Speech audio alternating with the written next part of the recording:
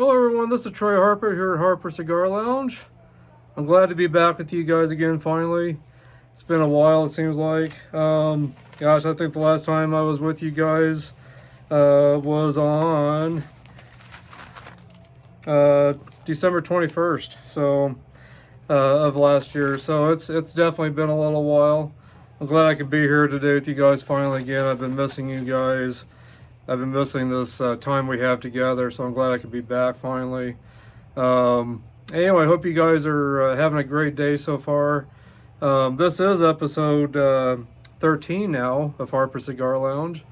So thank you to all of you guys that have made this possible for me to be able to be here still. I appreciate all of you that are tuning into these podcasts and joining the Harper Cigar Lounge group page on Facebook.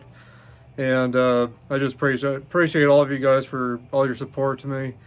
And you guys are family to me, and I love all of you, and I really appreciate you guys, and you guys are very dear to my heart. And but yeah, thank you for being a part of this. Thank you for being here today. Hope you'll have a great time today.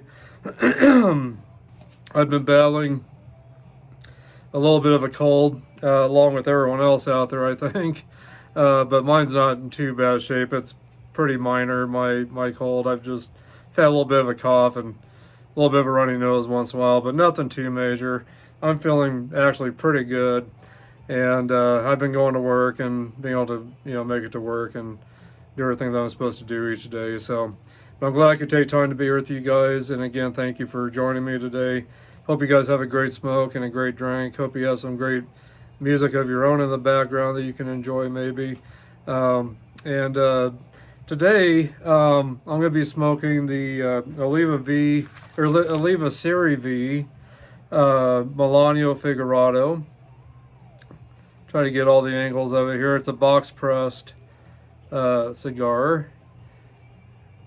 There's the foot, and it's got a tapered head on the top.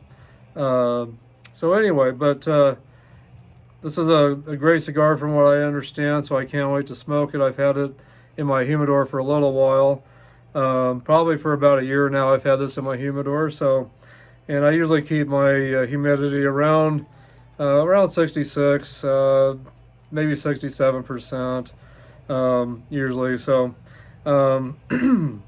but the size of this cigar is 6.5 by 52.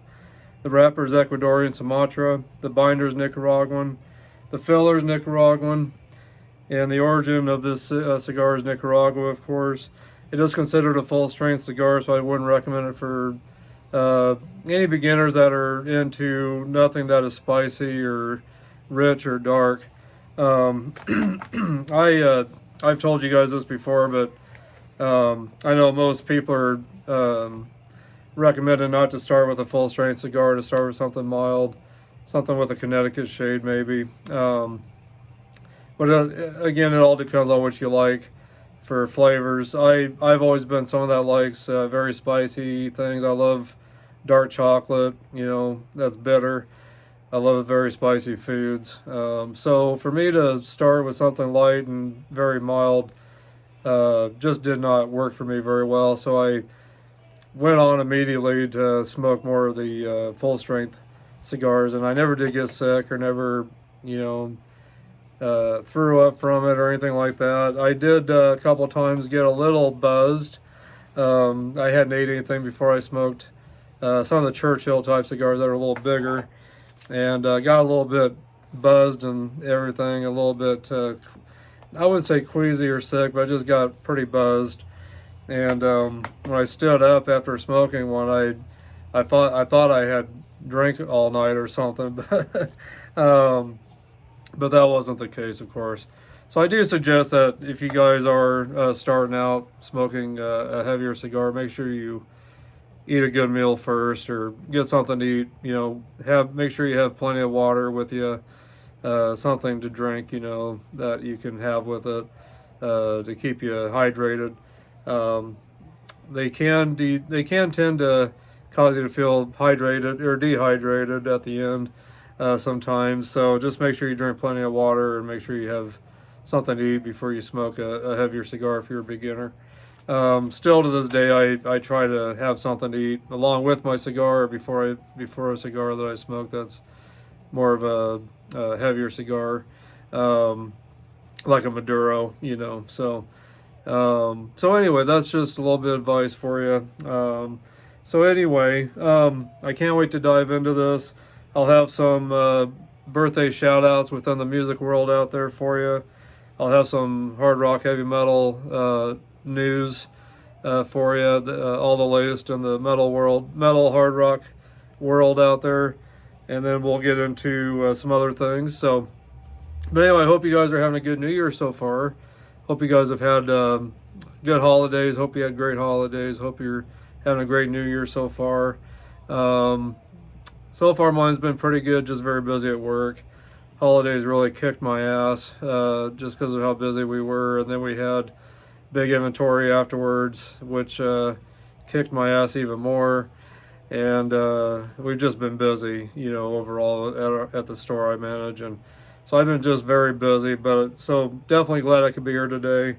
So anyway, for today, I was thinking about using my V-cut lighter, but I think I'm gonna go with a straight cut. Well, actually, I think I will use my V-cut lighter or cutter today. I think that'll actually work pretty good with this.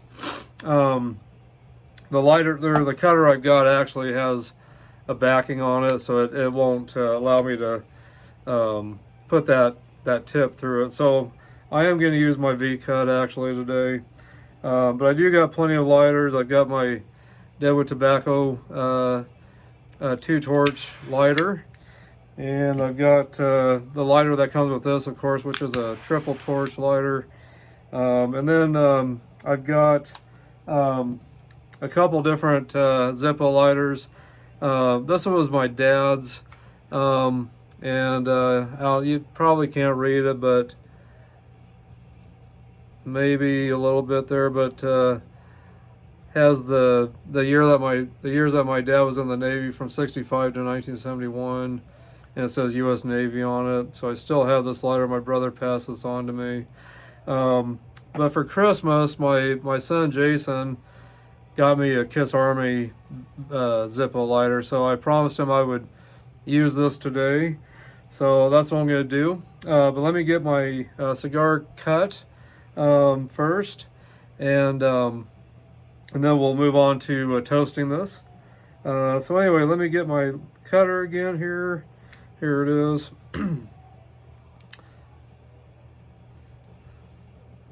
Let's see here. Make sure I cut this the right way.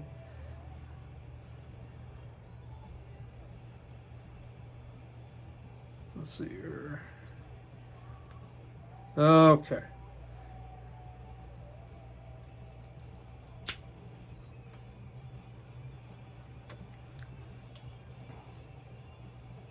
Get that cap out of my lighter there. Okay. Well, the cold draw has got some cocoa to it. The taste notes that are for this cigar is that I got off of cigarsdaily.com, or I'm sorry, cigarplace.com. The taste notes are spice, pepper, and cedar. But in the cold draw, definitely getting some cocoa notes. So we'll see if there's more taste notes than what cigarplace.com mentioned on this cigar. And that's where I got the information for this cigar today. So anyway, let me go ahead and toast this. And it's got a very small area to light, so I gotta be very careful not to over torch this.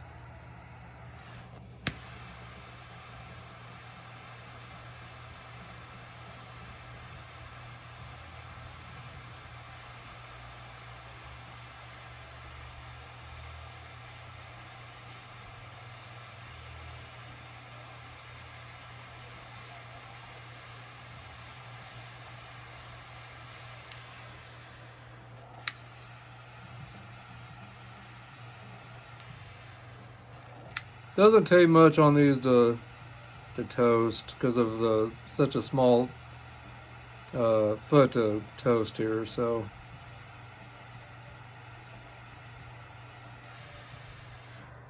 I think I've got it lit pretty well.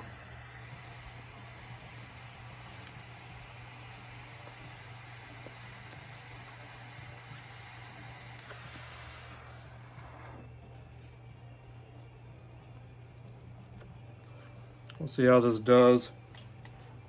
Forgot to turn my air cleaner on.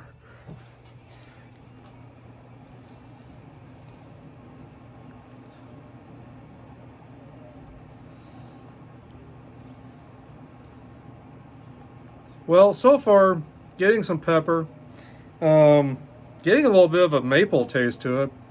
Also, I would say, definitely a little cedar maybe, but definitely some pepper and maple kind of flavors, if you ask me. So,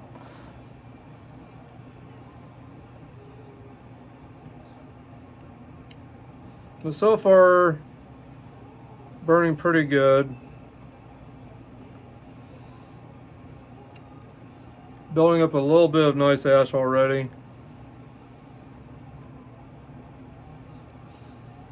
The aromas that I'm getting off of this is definitely like a cedar aroma, you know, to it. So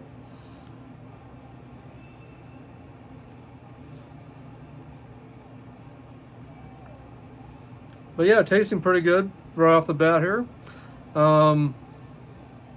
Let me give it just a little bit of a touch up, I think. Try to keep this burning evenly.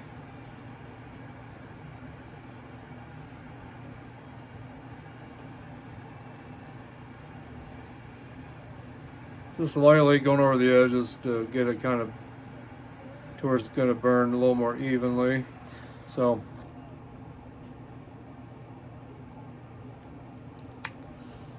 okay. Well, anyway, what are you guys drinking today?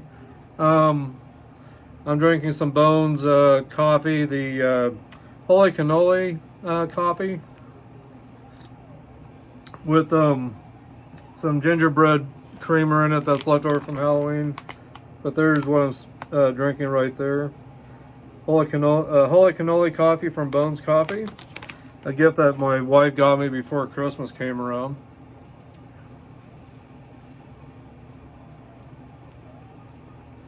Yeah, it's burning pretty good.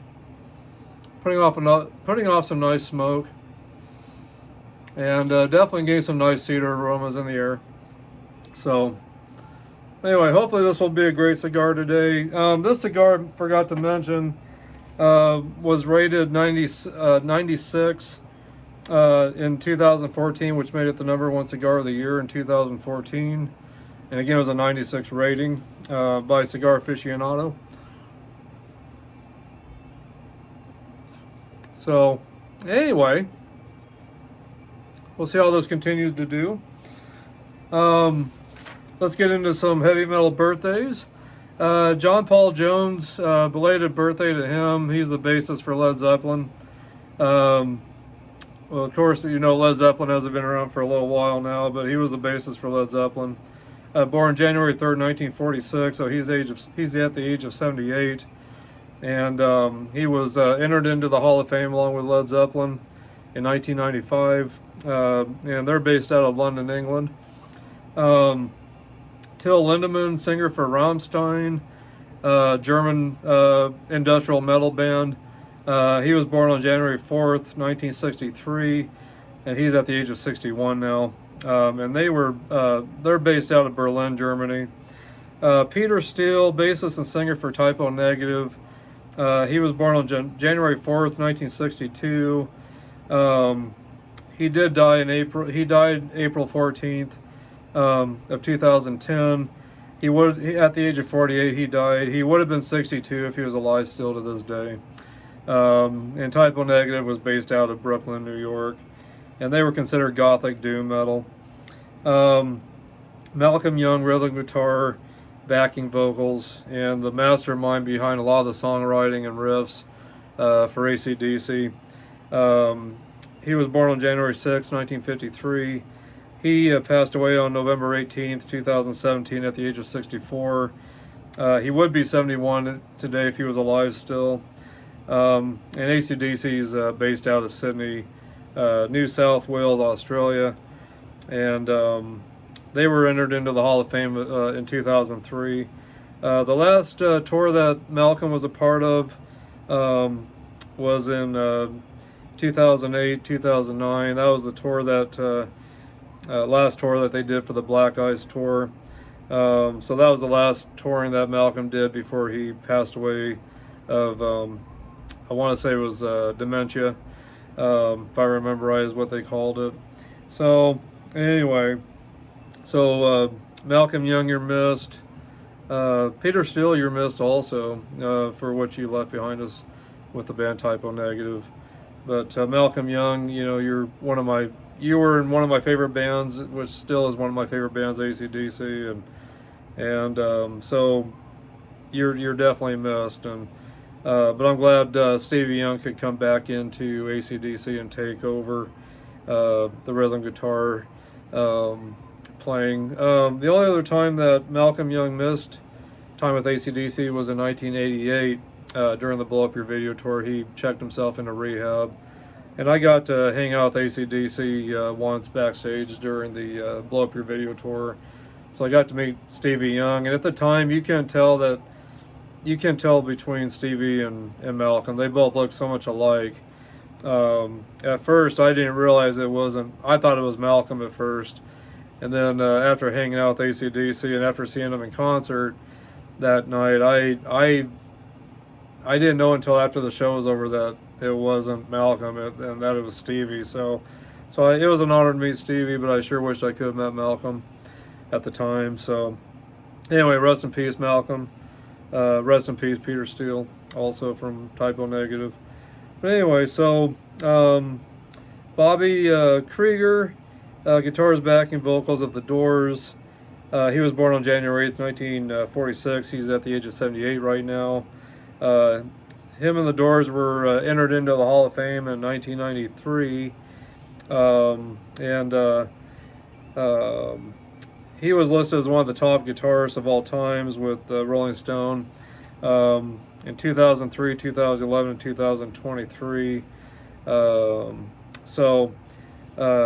Yeah, great job, Bobby. You're definitely. I consider you definitely one of the greatest guitarists out there as well. So, Mike Reno, singer. Let's see here. Well, I can't remember if I told you what Robbie's birthday was, so let me repeat it just in case. Robbie Krieger of The Doors was born on January 8th, 1946. He's at the age of 78 right now, just in case I didn't tell you. Mike Reno, singer of Loverboy, and guitars as well with Loverboy. One of the founding members of Loverboy also. Born on January 8th, 1955, at the age of 69 right now. And him and Loverboy were entered into the Canadian Hall of Fame in 2009. And they're based out of Vancouver, British Columbia.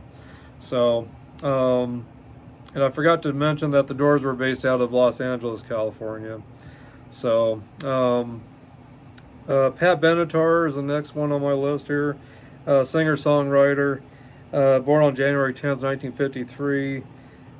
She's at the age of 71 right now, and she was entered into the Hall of Fame in 2022, and she's based out of New York City. And then let's see here.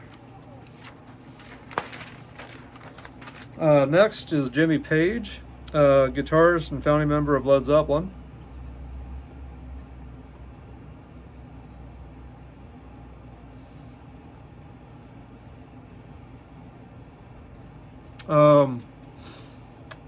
So Jimmy Page was born on January 9th, 1944 at the age of 8, and he's at the age of 80 right now. And again, Led Zeppelin was entered into the Hall of Fame in 1995. Jimmy Page was a part of that, of course. And again, Led Zeppelin's based out of London, England. Jimmy Page was, and still is, known for his guitar riffs, creations. Involves various alternative guitar tunings and melodic solos. coupled with aggressive, distorted guitar tunes, and also is notable for occasionally playing with his guitar with a cello bow, where you kind of bend the neck of the guitar to create a droning sound texture to the music. And all this is characterized by his folk and Eastern influences, acoustic influence. I'm sorry. All this that he has done is characterized by his folk and Eastern influenced acoustic work throughout his life. So, and then Jimmy Page has been on the list of Rolling Stone's top 100 guitarists behind Jimi Hendrix and Eric Clapton. And that list came out in 2015 and 2023. Sorry, 2023. And then next on my list is Rob Zombie, singer of Rob Zombie and White Zombie. That was is the band he had before he changed it to just Rob Zombie. He was born on January 12th, 1965, at the age of 59 right now. And he's his band is based out of let's see here, Haverhill, Massachusetts, if I'm saying that right. So, and then Dave Grohl, singer, songwriter, guitarist for Foo Fighters. He was born on January 14th, 1969, so he's at the age of 55. Gosh, I'm 50. Let's see here. I think I've got that written down. He should be at the age of 54. Because I will be 54 in August of this year. So, no, I guess that would, let's see. Well, I'll be 54. Yeah, that'd be right. That'd be right. So, yeah, that'd be right. He's at the age of 55. I'll be 54 this year in August. And so he just turned 55 this year. Yeah, so he was born January 14th of 1969. I was born in 70. So that would make him a year older than me, of course. Foo Fighters are based out of Seattle, Washington. So,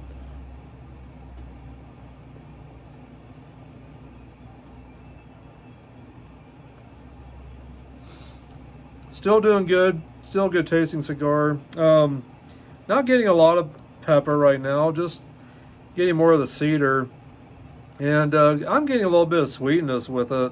Some natural sweetness, kind of a caramel, kind of a sweetness to it. That wasn't mentioned on the Cigar Place website that I got the information off of the cigar today. But everyone's taste notes are a little different, so I may get something that someone else didn't. But that's what I'm kind of getting right now. I'm getting cedar and a little bit of caramel on this cigar so far. But still burning pretty good. Just a slight unevenness on the burn line there, but still doing good. Overall tasting pretty good still, and I think the construction's really good. And it's kind of a nice oily Maduro type wrapper. It doesn't feel too veiny or anything like that. It just feels really good in my hand, very smooth, kind of a smooth wrapper on it, smooth and silky feeling. So far I've been pretty impressed with this cigar. Let's see here. Next is Geoff Tate, and he's let's see, what is today? Today's the 11th. So anyway, yeah, so Rob Zombie's birthday will be tomorrow, and then Dave Grohl's of Foo Fighters will be, see, today is, well, that'll be on Saturday is when his birthday will be, so, that'd be on Sunday. I'm sorry, Sunday, this upcoming Sunday. So, and then Geoff Tate will have his birthday on January 14th, this Sunday. So, anyway, make sure I've got my days right, but I believe that's Sunday, yes. But anyway, he's the ex-singer of Queensryche. He was with Queensryche from 1982 to 2012. And he was replaced by Todd LaTorre. And right now, Geoff Tate is age 65, or will be age 65 on Sunday.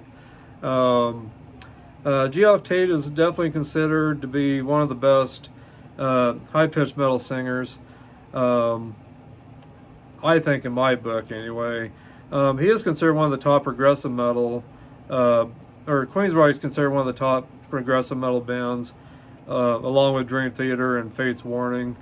But Geoff Tate is definitely considered to have one of the highest pitched voices in metal, and he's in like the top 10 singers, I believe, of high pitched metal singers. So, but anyway, he's definitely considered one of the best in my book, definitely, and I'm still a huge Queensryche Geoff Tate fan. Finally got to see Queensryche a couple years back, so I was so glad to see them.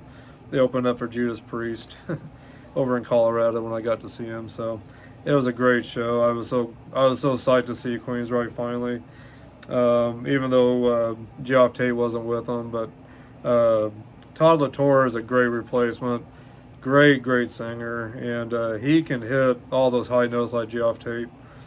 So definitely was impressed with Todd when I saw him. So great singer.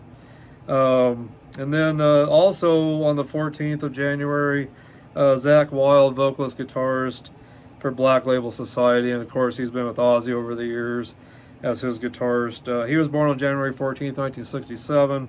He's at the age of 57 right now, and he's based out of Los Angeles, California. Geoff Tate is based out of Seattle, Washington, if I didn't mention that. No, I'm sorry. Geoff Tate's based out of Bellevue, Washington.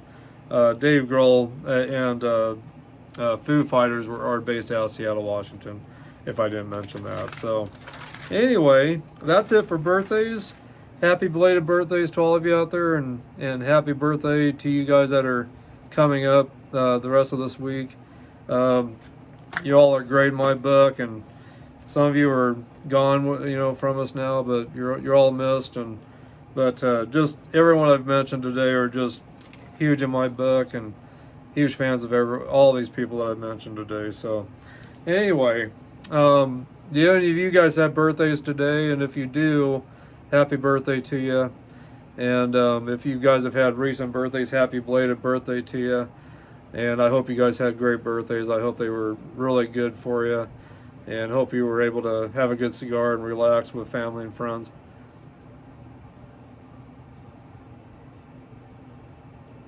Definitely hope you were able to celebrate your birthdays, well this year and everything. So anyway, cheers to you guys that have had birthdays and that have birthdays coming up. And once again, cheers. If you guys have never had Bones Coffee, go to bonescoffee.com.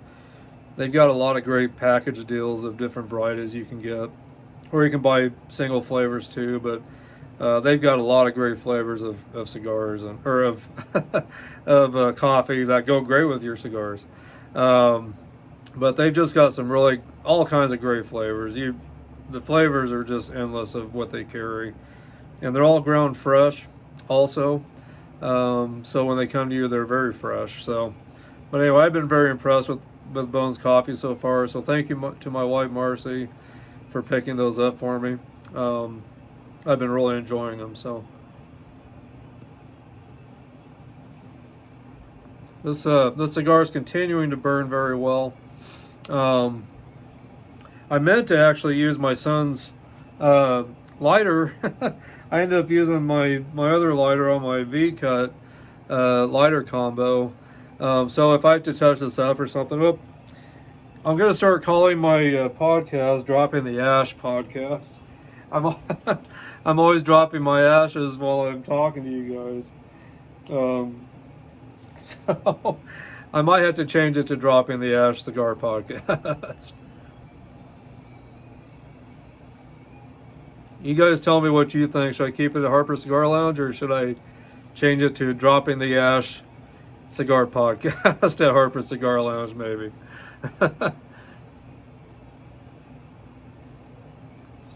Yeah, I love the cigar. It's doing really well. I will go ahead and use my son's Kiss Army lighter. There's a little bit of an area there that needs touched up. So I'll go ahead and use his lighter to touch that up. So Jason, my son, I'm using this lighter for you. I promised you I would, so here I am using it for you. My Kiss Army lighter that I love very much. So thank you again, son Jason. Anyway, so I got that area burned down a little bit now, so it's more even. Yeah, this cigar is great. I can definitely see why it was rated a 96 and why it was a #1 cigar back in, what year was it again? It was in 2014. So 2014. So yeah, really great cigar, guys. I definitely recommend this cigar to you. Right now, I'm definitely going to rate it a 96, I think. And we'll see if it continues to do well. Hopefully my rating will stay around a 96, maybe a 95, maybe a 95 just for the some of the uneven burns. But gosh, that's about as low as I'd go right now with how well this cigar is doing. So I'm going to say around 95 right now. So, but anyway, for this cigar being in my humidor for about a year now, it's doing very well. So, but anyway, like I said, I hope you guys are, if it's your birthday today, happy birthday to you. If you've had birthdays recently, happy belated birthday to you. And if you got one coming up, happy birthday to you. But you guys in the comments, let me know if it's your birthday. I will be glad to do maybe a little extra, a little something for you if you let me know it's your birthday. Let me know. Might just surprise you with something maybe in the mail if you can let me know it's your birthday coming up, or if it is. If you can write to me or message me, let me know. We'll see what we can do for you here. Send you a little gift of some sort. Cigar oriented, based around cigars, of course. But anyway, you guys let me know what you did do for your birthday too, or what you're doing for your birthday as well. Let me know how you're celebrating your birthday, and let me know where you guys are from too. There's so many members here, but I don't always catch where you're from. So let me know where you're from also, guys. I would love to know where you're from exactly, and so please let me know. But let me know how you guys are doing and what's going on with you too, guys. Always stay in touch with me if you can, please. I'd sure appreciate it. And I'll make sure I stay in touch with you as well. So, but anyway, I can't believe how great the cigar is. My God, it's so good. And right now, I don't know, to be honest with you, and maybe it's just me, but I would consider this more of a medium strength instead of a full strength. I got more of a medium strength with it right now, if you ask me. So we'll see if it continues to be the same or if it changes. But still getting some caramel kind of flavors, cedar, just some slight pepper, not much, not much pepper at all, just some slight pepper. So I'm surprised I'm not getting more pepper with it. But maybe because it was in my humidor for a while now, maybe it's toned down the spiciness maybe a little bit. So far, just a really good cigar all the way around and everything. So really happy with it so far. Went ahead and rolled a little bit of the ash off it so I don't drop another one on my carpet. Anyway, let's get on to some heavy metal news, guys. Right now in metal news, which I got off of blabbermouth.net, and I forgot to tell you guys that the birthdays I got off of loudwire.com is where I get all my information for all the heavy metal birthdays, hard rock heavy metal birthdays out there. So that's where I get my information for the birthdays.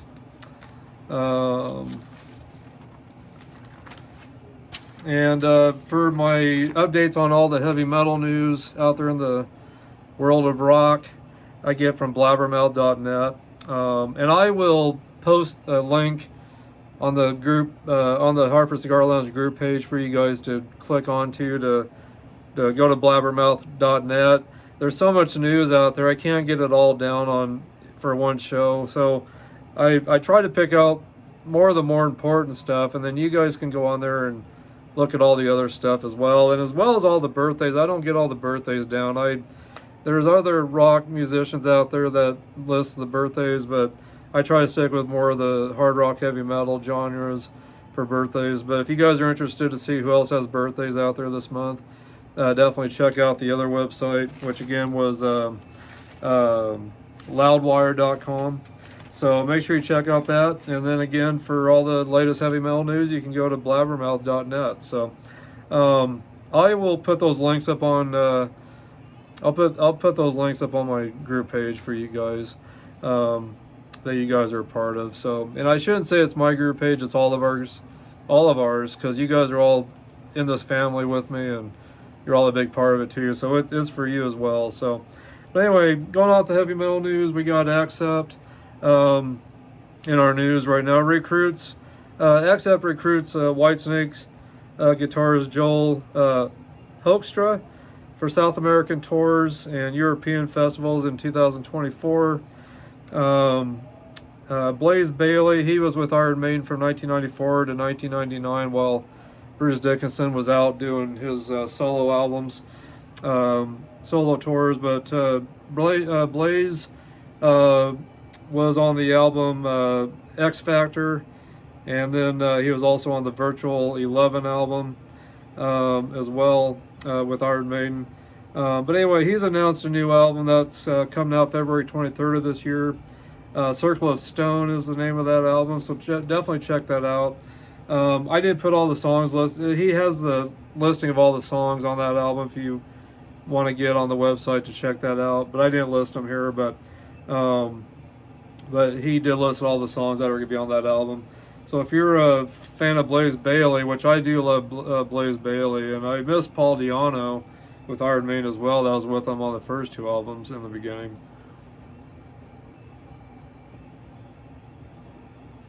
But anyway, I love Bruce Dickinson too, don't get me wrong.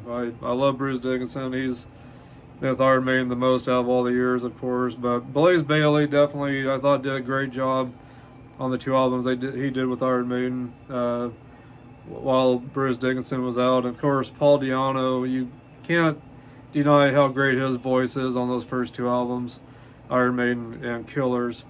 So anyway, Neil Peart, he's got his final book out, which he passed away in 2020, and you're definitely missed, Neil. Rest in peace, brother. But anyway, his new book that is out now is called Silver Surfers. It'll be out in May on, let's see, it says due in May, but it's about his obsession with automobiles, mainly anything that's exquisite or rare, or sports cars is what he's into. So if you're interested in that too, and you're a Neil Peart fan, make sure you check out that book when it comes out. And then James Kotak, which is heartbreaking news for me because he's one of my favorite drummers, but he passed away at the age of 61 on January 9th, just a couple days ago, in Louisville, Kentucky, where he lived. I don't know if you remember him, but he was with Kingdom Come on the first two albums that was put out. Kingdom Come, and then the second one was In Your Face, I believe is the name of that album. One of my favorite drummers, definitely, and he did some work also with the Scorpions, let's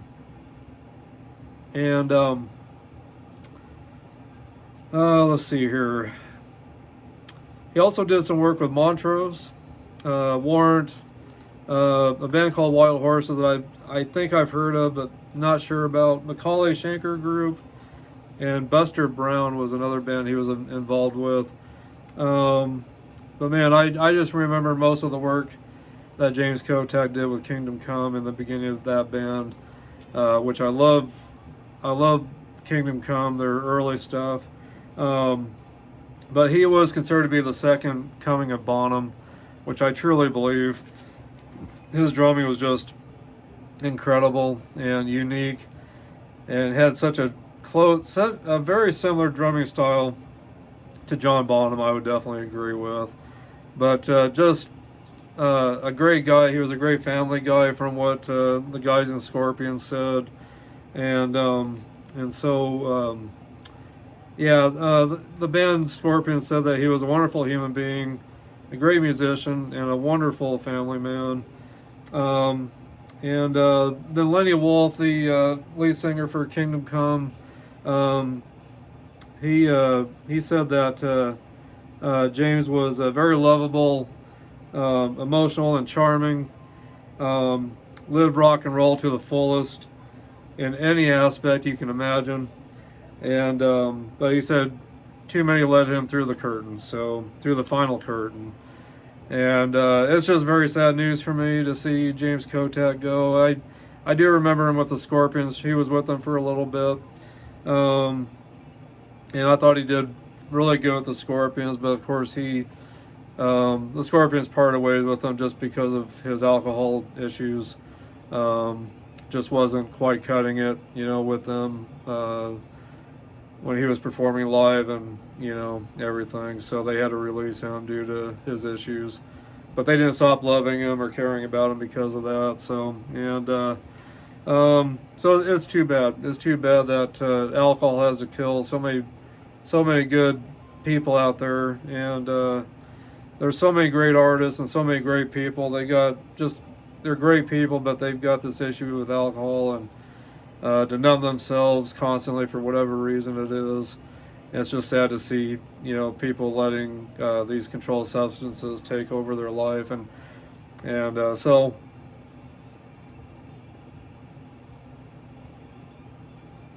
rest in peace, James.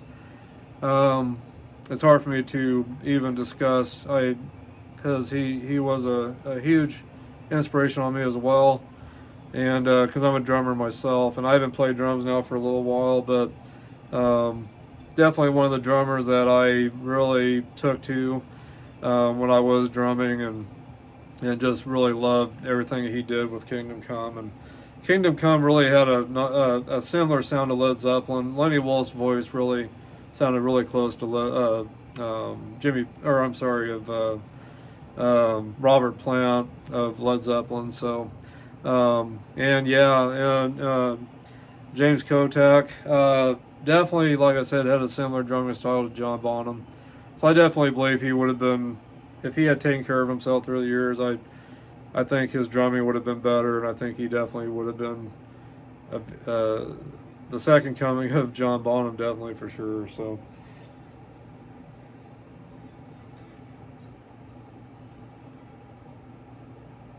I think my cigar is kind of going out on me a little bit. I'm going to go ahead and give this a touch, or a relight. But I definitely want to dedicate this show today to James for what he contributed to in the music world out there. So anyway, James Kotak, you're missed, and rest in peace, brother, definitely. Hope you're at peace now and everything. So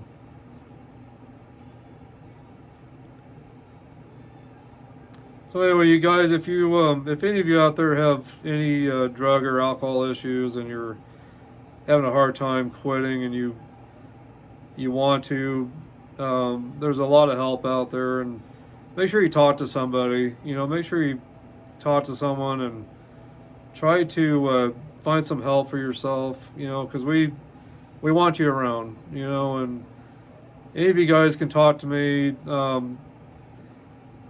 Also, I'd be an ear to listen to you, and if there's any advice I can give you that would help you, I definitely will. But I care about you guys just as much out there, and don't want to see anything happen to you. Definitely want to see you guys around with us for a long time. So want to see you here with us, smoking a cigar and enjoying life with us here at Harper Cigar Lounge. So, but anyway, you guys keep in touch with me and talk to me about anything you want to talk to me about. If you're having some issues in your life, definitely get in touch with me.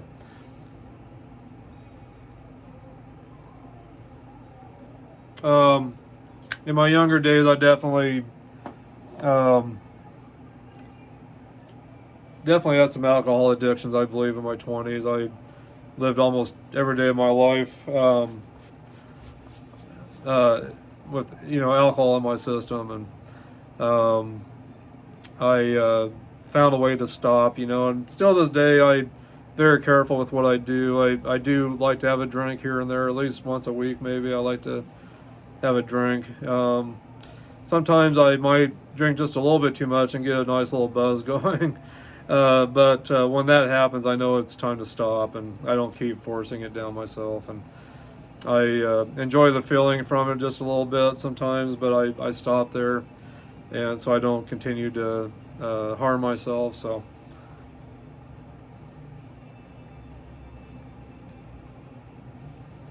anyway, Jason, thank you again for this Zippo lighter, this Kiss Army Zippo lighter. There's a close-up of it.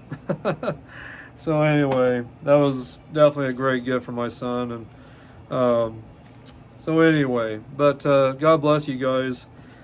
Please, like I said, if you have any issues with any kind of substance, please talk to somebody. Talk to me, talk to somebody, get some help, and we'll be here for you the best we can to help you get through some tough times here at Harper Cigar Lounge. But I guess a lot of therapy for me throughout my life has been more music, and definitely cigars, of course. But music's been a big part of my life for getting me through a lot of the tough times in my life.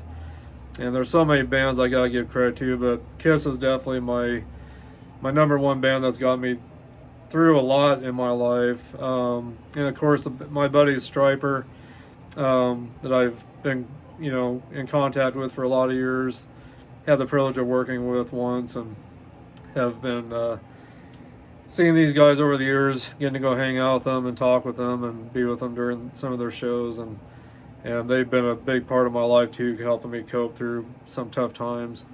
Kiss and Striper definitely, and of course I gotta give credit to Ronnie James Dio, and Claude Schnell, the old keyboardist for Dio, which I've been in touch with for a long time. Those two guys have been a huge part of my life over the years, and I've been in touch with Claude, and it's nice to have him to talk to. Great guy. And so Claude, hello out there to you. I hope this video finds you, and but thank you for being such a huge influence on me and for helping me get through some tough times as well.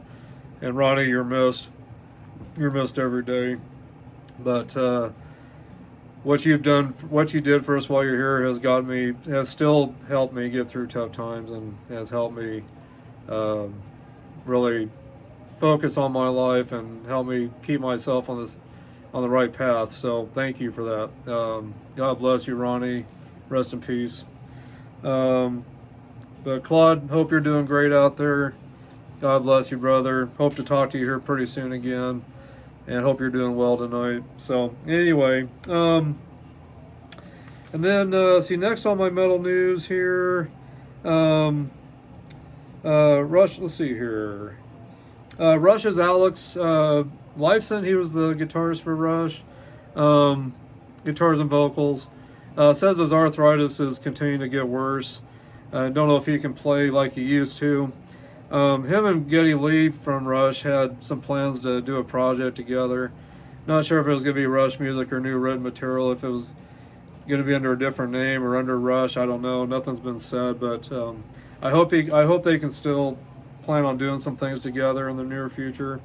So Alex, hang in there. Hope you can still kind of get some guitaring done out there with Geddy. Hope you guys can continue to do some of the work that you wanted to do. I've been anxious to hear what it's going to be, so I hope that will happen still. But anyway, keep Alex in your prayers and thoughts, guys, and hopefully his arthritis can stay under control enough to where he can continue to do music the way he does. Definitely Rush is missed in my book, and definitely one of the greatest bands that have ever been on this earth. So, and then let's see here. If you guys are into The Cult, which is another band I really do love a lot, they were just on the Howard Stern show on the 12th. Well, I'm sorry. Gosh, what day was that? I forget. It wasn't the 12th. It was yesterday, which was the 10th. I believe it was yesterday that they were on the Howard Stern show. I watched their performance of She Sells Sanctuary on the Howard Stern show, and they sounded really, really good. But I can't find the interview with them anywhere. I've gone on my Sirius XM app and I've searched up Howard Stern The Cult, and I can't find the interview yet, but I found the performance on YouTube, and they sounded really, really good. So if you guys are into The Cult, catch The Cult on the Howard Stern show on YouTube is where I caught the performance. If you guys have found it on Sirius on the app, somewhere on the app, let me know how you found it so I can look it up myself. So anyway, that was a really good performance though, guys. You make sure you catch that if you're into The Cult. They still sound phenomenal. And then Pantera and Lamb of God, they're going to announce additional support acts for the February 2024 North American tour, but I haven't seen what acts they've got added yet. I tried finding that information. So if you've found that information on who's going to be with them on their February tour, let me know also.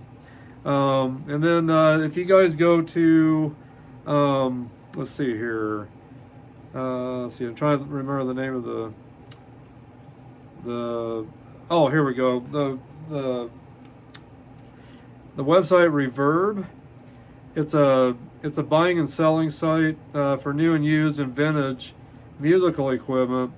But right now, Rick Allen of Def Leppard, he's selling off his drum kit from the 1987 Hysteria tour, which I got to watch him play that in Denver, Colorado at McNichols Arena and Tesla opened up for him. Tesla was just starting out, so Tesla was with him. Got to see him twice in Denver and Casper, Wyoming. But in Denver, they were doing the videos for MTV, all the videos and the live concert, which I've got as well, which is always fun to look back and watch that, knowing that I was there in the audience somewhere. You can't see me, of course, but I was there getting to see that. So, yeah, so it's really neat to look back and see that concert. So I'm glad I've got that on DVD. Glad I found that. I've also got the audio of it on my deluxe edition of the Hysteria album on CD, of course. I've got the deluxe edition that has the audio live concert from that. So anyway, but he's selling that, and he's got it up for sale for $30,995 plus $600 shipping. So if you guys have that kind of money and you're into buying drum kits, that would be the one to buy, definitely. But he also had some other, Rick Allen also had some other drum kits on Reverb from some other tours. The lowest kit I saw that he had for sale was around $11,000. And I'm trying to remember what tour that was again. Oh, shoot. I can't remember what tour it was. Hopefully they'll come back to me. But he had some other kits from different tours that Def Leppard's had. But I can't. I wish I could remember the tour that the one for $11,000 was, but that was the lowest price kit on the Reverb site. But he's got I think about 5 different kits for sale. He's also got some single drums for sale as well. So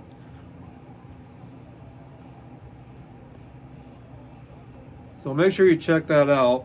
I'm not sure if that lighter did a good enough job on this for the relight. No, it's still going, it looks like. So, but yeah, this cigar overall has been more medium strength. And like I said, maybe since I've had it in my humidor for a year now, maybe it's kind of helped mellow it out a little bit. But I'd say it's definitely a medium strength cigar. Very slight pepper, but more cedar and oak. and still getting a little bit of slight sweetness throughout it. I'd say it's definitely kind of a caramel vanilla, kind of a maybe a taste to it. That's about the only way I can explain it. I thought maybe I was getting a hint of some cinnamon in there as well, but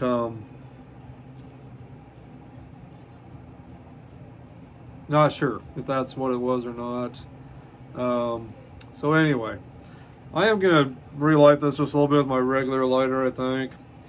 Seems like it's kind of wanting to go out. I just don't know if the Zippo lighter did well enough to light it to where it will stay for me here. So, but anyway, I'm going to probably bring this down to a 93 rating right now just because of having to relight it. But I love the construction of it. I love the way it feels in my hand, the aroma, the smoke. It's been burning fairly even now for a little bit. It's been doing very well overall, I think. Probably one of the best cigars I've had so far on this podcast, I would have to say.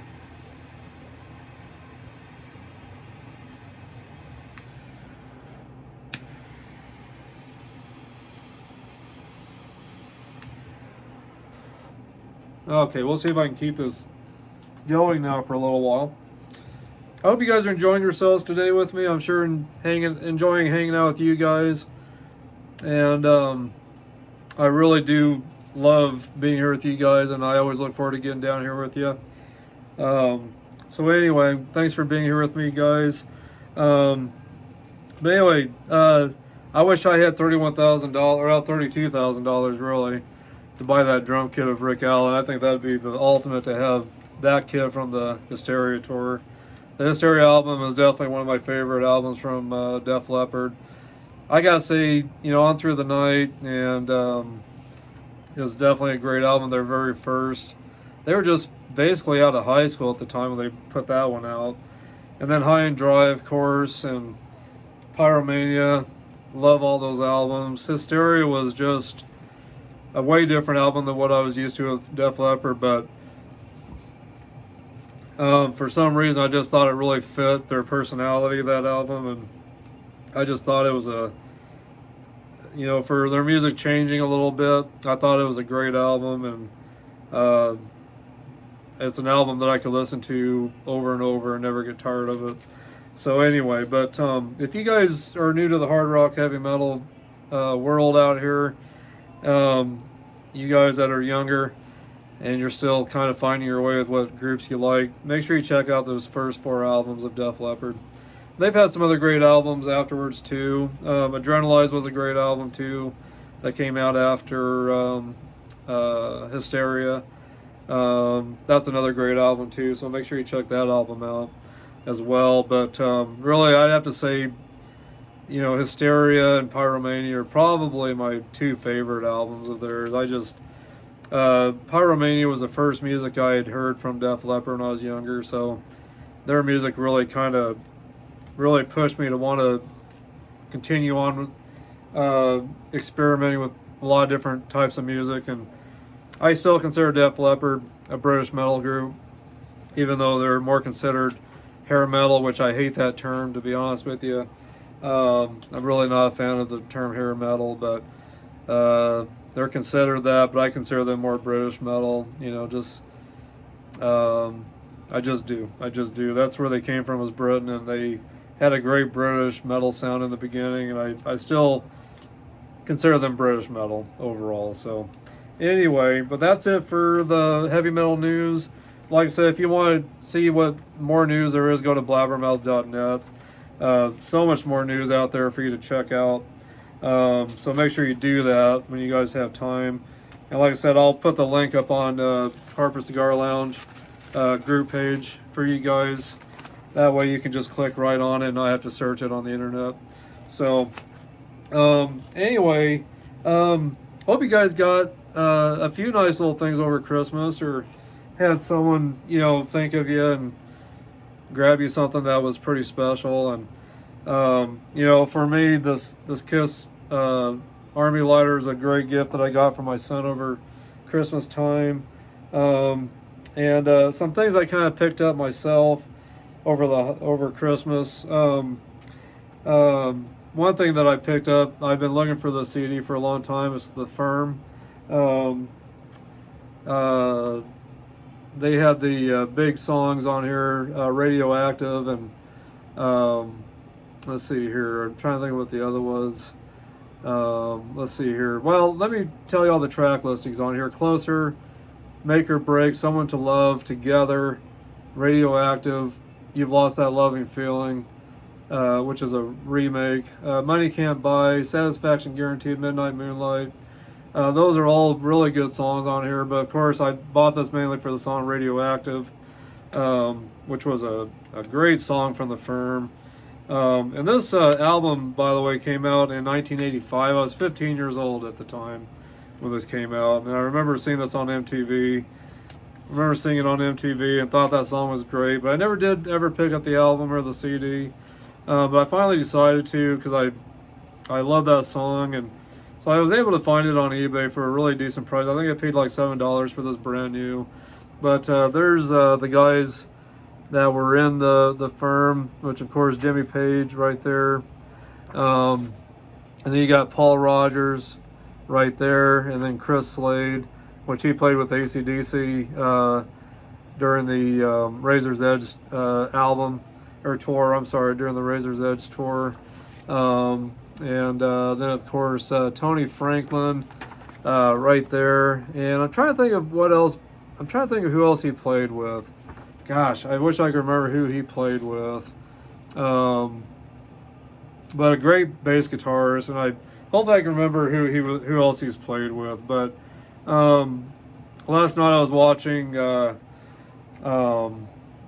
AC/DC live at Donington, and Chris Slade, of course, was on that concert because he was with them for that tour, and he was with them on the album when they recorded Razor's Edge.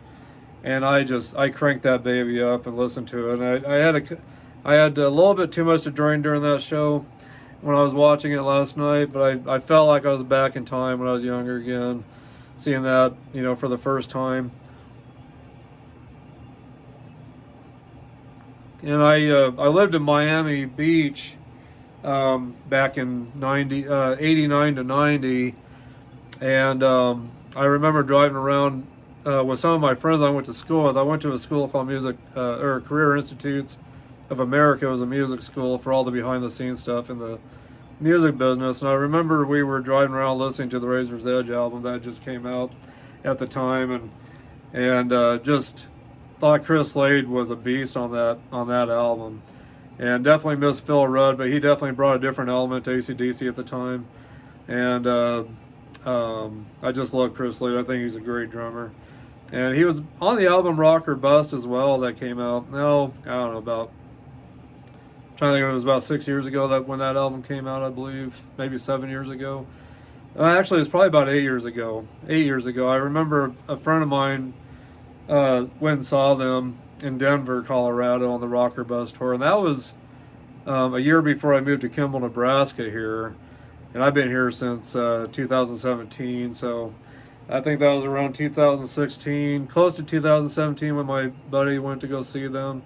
So it's been about 8 years since that album came out. So anyway, so he did great on that album as well, but he really did a killer job on the Razor's Edge album.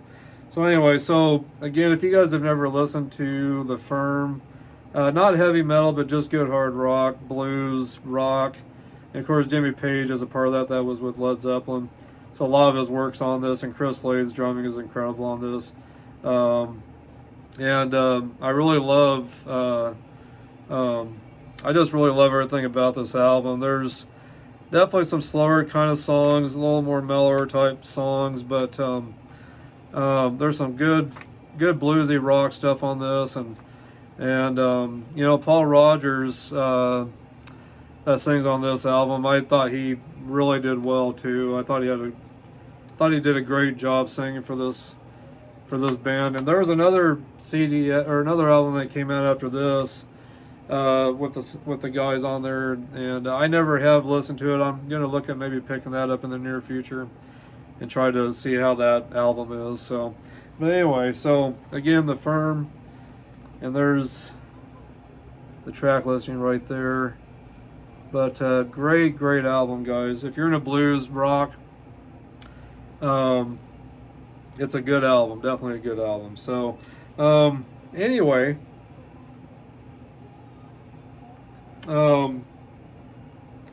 something else I did for myself is I got my subscription renewed to Cigar Aficionado, and this is the December issue, but it has Arnold Schwarzenegger on the front. But I got my meat cutter at my grocery store. I got him a subscription to this as well, and he's loving it. But just a lot of great advertisements in there with cigars. Great ads on different spirits you can purchase.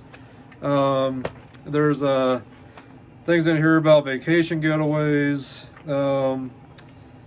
There's sports talk in here, stories about sports figures.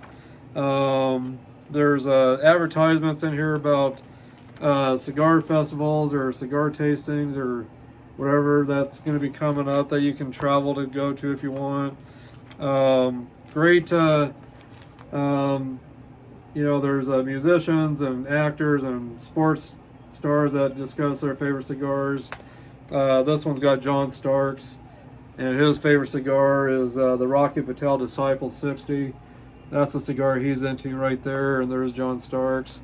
And then there's, of course, a great article in here about Arnold. A lot of cigar reviews right there. They've got reviews for Churchills, for the Figurados, Grandes, you name it. They've got all the ratings in here for all those different cigars. Robustos. Here's a schedule for Whiskey Fest. That's going to be in Las Vegas, which was on December 2nd, 2023, so it's too late to go to that, but just a lot of great stuff. I was trying to find an article real quick. There was a resort in Japan that was just absolutely beautiful, and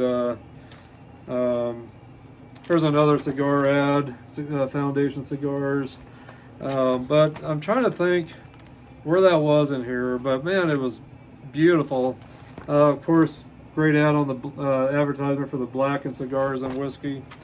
Here it is. In Park Hyatt Nisako, Onozano, Japan, there's a really cool resort right there that they're showing, and it talks about the cigar lounge it has in there, and just a great place to hang out if you're looking for a winter getaway. If you want to go to Japan, there's that place you can go to. So just a lot of great stuff in here. And here's one of the pages from the article with Arnold Schwarzenegger. So anyway, if you guys enjoy reading and you're into cigars, this is a great magazine. Definitely get a subscription to it. It's not expensive at all. It's $25 for the year. So anyway, a lot of great reads in there, and for $25 a year, that's really not much at all. So anyway, another thing that I picked up for myself over the holidays was the Black Sabbath Live Evil Super Deluxe set. This is the live album that Ronnie James Dio did with Black Sabbath before he left to go do his solo career. But there's the front, and there's the back with the track listing. And this is such a neat set. I'll go ahead and open it up to show you. But this right here was originally on the back. When I unwrapped it, that was on the very back. That came off. And then, of course, there's a nice little thing here that helps you kind of pull this stuff out. But anyway, so here's a really neat book. Let me see here. Really neat book. It's got all kinds of information about the tour from back then. Let's see here. there's a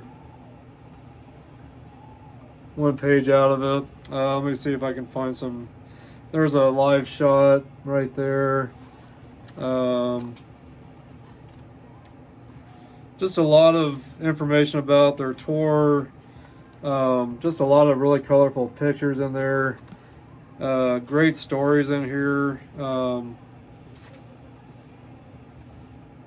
Just a lot of great information about that tour. There's a really great photo of those guys on the back there. So you got Vinny Appice, Tony Iommi, Geezer Butler, Ronnie James Dio right there. And then comes with a replica tour book from that tour. There's the back of it. There's the front again. There's the center of it.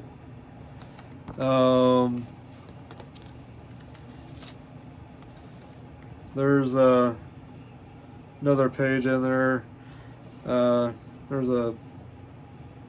There's pictures of Tony Iommi. There's another great shot of Ronnie and Tony. Let's see here. Geezer Butler. Another great photo of Vinny and Geezer. Vinny Appice. But anyway, this is a really, really cool little replica of the tour book that was out to purchase when you went to the show.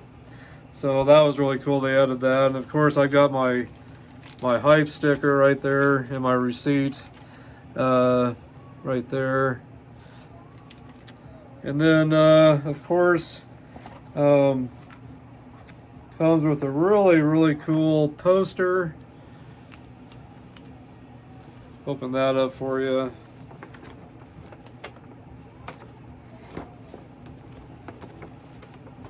So there's the poster that it came with right there.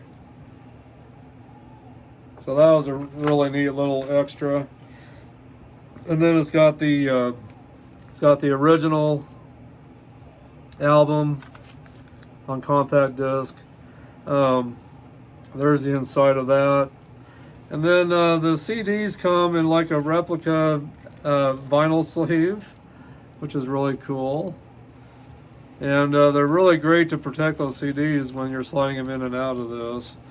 Anyway, so, and then of course the second CD right there.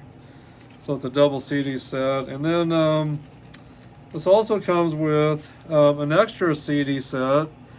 And same track listing, but slight differences in the solos and everything. But there's the inside of that.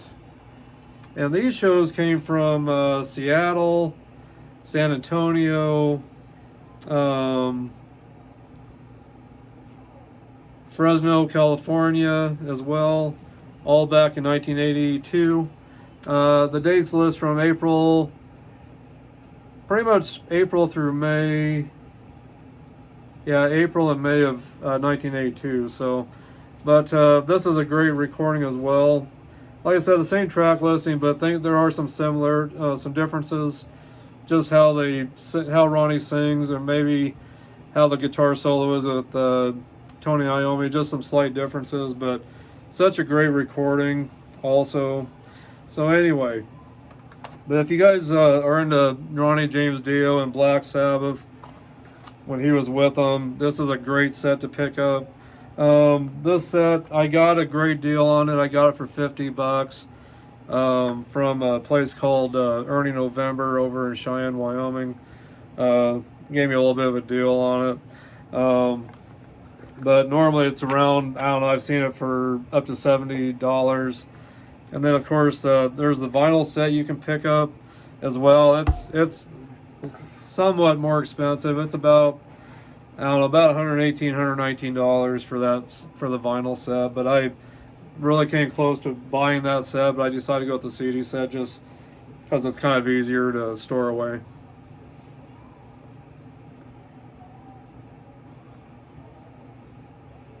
Well, I've left my cigar for too long, I think. So let me give it a relight here.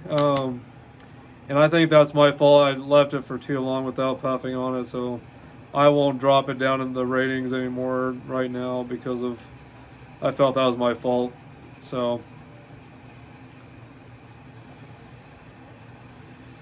I'm really enjoying this time with you guys today. I hope you're enjoying yourselves today.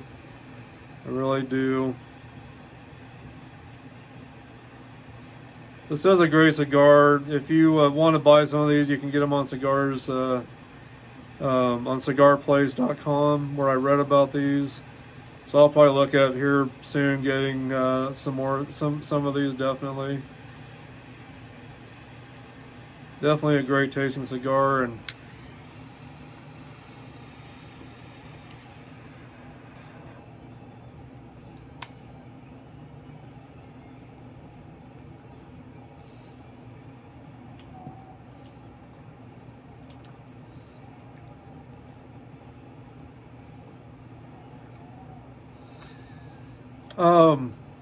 with the relight, I'm getting some more pepper now.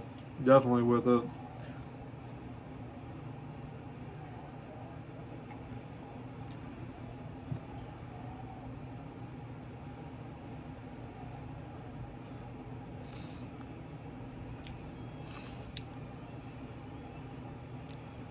With all the smoke today and the relights with the fire, it's probably been pretty similar to seeing a Kiss show, but they've got me beat by quite a ways. So they got me beat quite a ways, I think. So,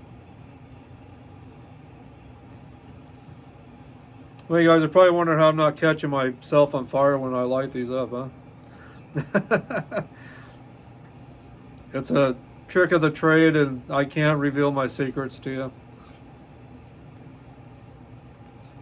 So anyway, that will be kept a secret.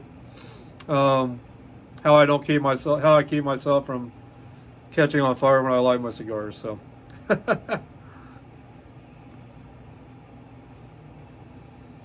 anyway, good cigar, guys, and I'm not gonna hold anything against that cigar for relighting at that time. I forgot to put my receipt, my hype sticker back in my box set, so I'll do that real quick here so I don't lose anything.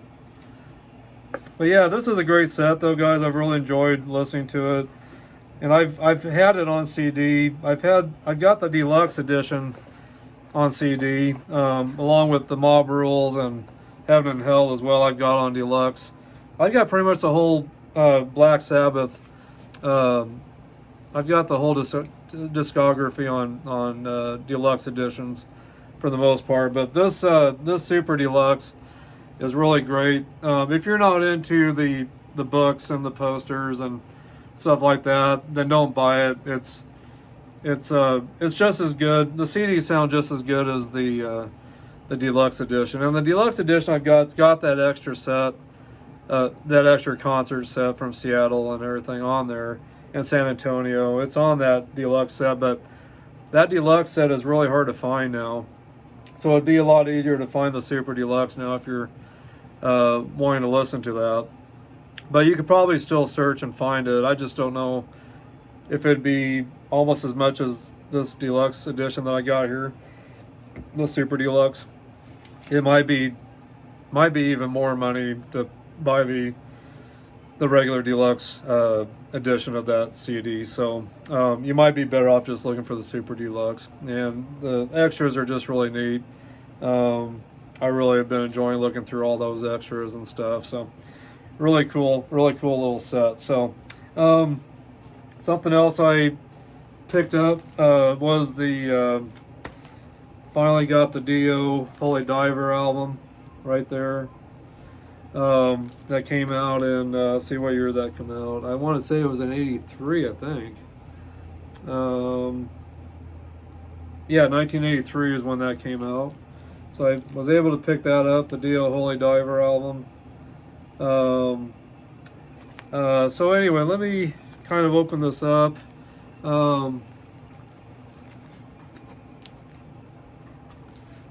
Here's the record sleeve on the inside.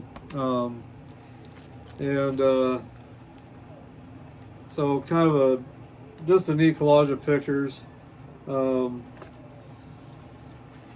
with that album. But really good album, and the songs on this is Stand Up and Shout, Holy Diver, which was huge. Gypsy Caught in the Middle, Don't Talk to Strangers, another great song. Straight Through the Heart, Invisible, Rainbow in the Dark, another huge hit. That was the first song I heard from Ronnie when he started out on his solo journey. And then Shame on the Night, great song. The guys that were in the band at the time was, of course, Ronnie James Dio vocals, Vinny Appice drums, Jimmy Bain bass, which came from Rainbow.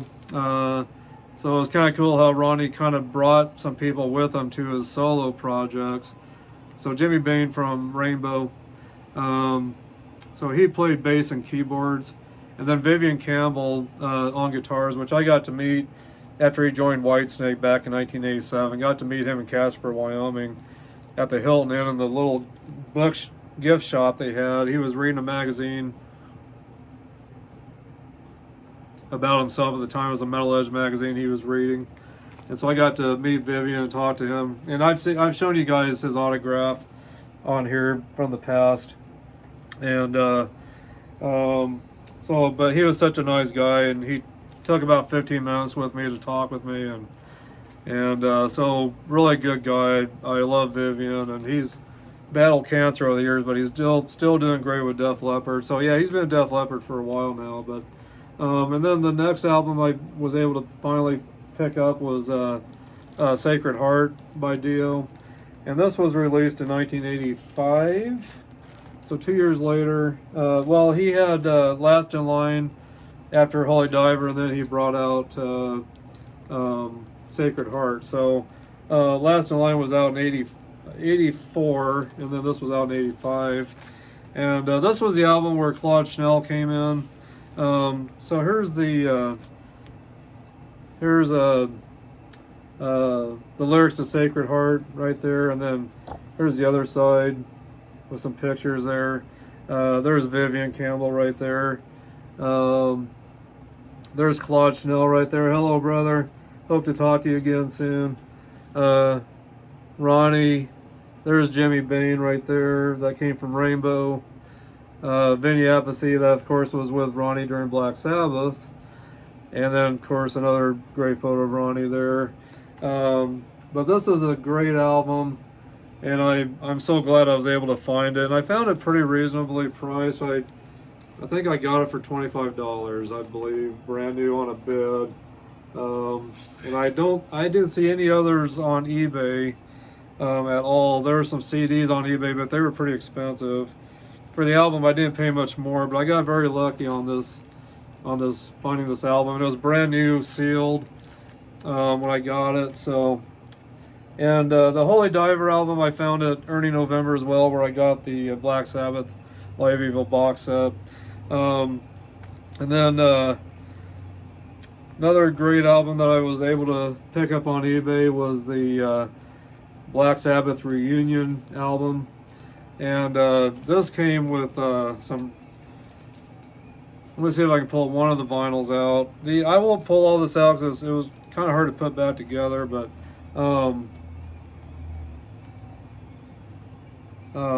when you open it up, it's just got a great photo of the whole band together. And trying to pull this, but the vinyl is like purple and black. If you can see that, kind of a purple and black splatter, which is kind of the same colors as the album, the Master of Reality album. The way it's where it's black on the album, and then it's got the purple Black Sabbath logo.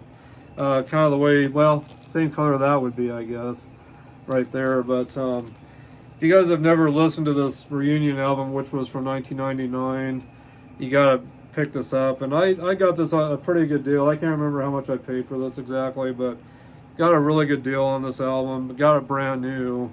So anyway, but just all their great music from the Aussie years on this album. So if you're looking for a great Black Sabbath live album, Reunion is a great one. And of course it's got Bill Ward as well on there, so it's got all the original members. Last time all the original members played live was on that one. So when they did their farewell tour, they had a different drummer, and I wish I could remember his name off the top of my head, but great drummer though. And it's the same drummer I saw when I saw Ozzy back in 2018. Last time Ozzy really had a good solo album tour, or when he did a solo tour, which it was the No More Tours 2 tour that he did at the time. That's the last time he really had a great tour, and I was lucky enough to see him in Denver, Colorado. And that was at the Pepsi Center at the time. Now it's called Ball Arena. But anyway, so he had the same drummer that he had during the Black Sabbath farewell tour. And gosh darn, I wish I could remember his name, but he reminds me so much of Bill Ward, the way he played. Really enjoyed seeing him live. And I will look his name up and put in my comments what his name was again. But just a great drummer. And I'm trying to remember the band he was with as well, or still is maybe. But I'll make sure I check out that information and put that in the comments, where he came from and what his name is again. And then, of course, last but not least, finally found this, the Rockology, which I've had the CD of this for a lot of years, but the picture on the CD is just him behind his drum kit. So anyway, but I was able to find this at Ernie November in Cheyenne, Wyoming. It's a great looking album. It's, of course, it's modeled after the solo albums with the original members. But I'm so glad they put this out, because he was pretty much an original member to me. After Peter Criss, when Eric Carr came in, I was not sure what that was going to be like, how that was all going to turn out, but he did a great job for Kiss, and unfortunately, I got to meet him before he passed away. A couple years before he passed away, I got to meet him during the Crazy Nights tour, and I got to meet him in Casper, Wyoming. He was such a great guy. He loved his fans, and he took I want to say it was about 20 minutes to a half hour with me to talk. After everyone else was done talking to him, there was such a swarm of kids around him at the time, and I was 17 years old myself at the time. But I just kind of stood back and let everyone else talk to him, and then I just went up to him and hoping he would still make some time for me, and he did. And so I love Eric Carr, and of course he's my Italian brother from another mother, along with Ronnie James Dio, that's gone from us too. He's my other Italian brother from another mother. But anyway, gotta love those Italians, and being Italian myself, I just, for some reason, just have a strong connection with these guys. And Vinny Appice from Black Sabbath, he's Italian too, but just something about those guys I just look up to a lot. Besides them being Italian, I've always felt like with those guys I have a strong connection, and I always felt that way, and never thought about what they were until later, when I finally realized that they were Italians as well. So for some reason I just took to them immediately. And Peter Criss from Kiss as well, he's the whole reason why I got into music. I give him all the credit for me getting into hard rock, heavy metal. Just his voice and his drumming style just got me really excited about hard rock, heavy metal, that genre.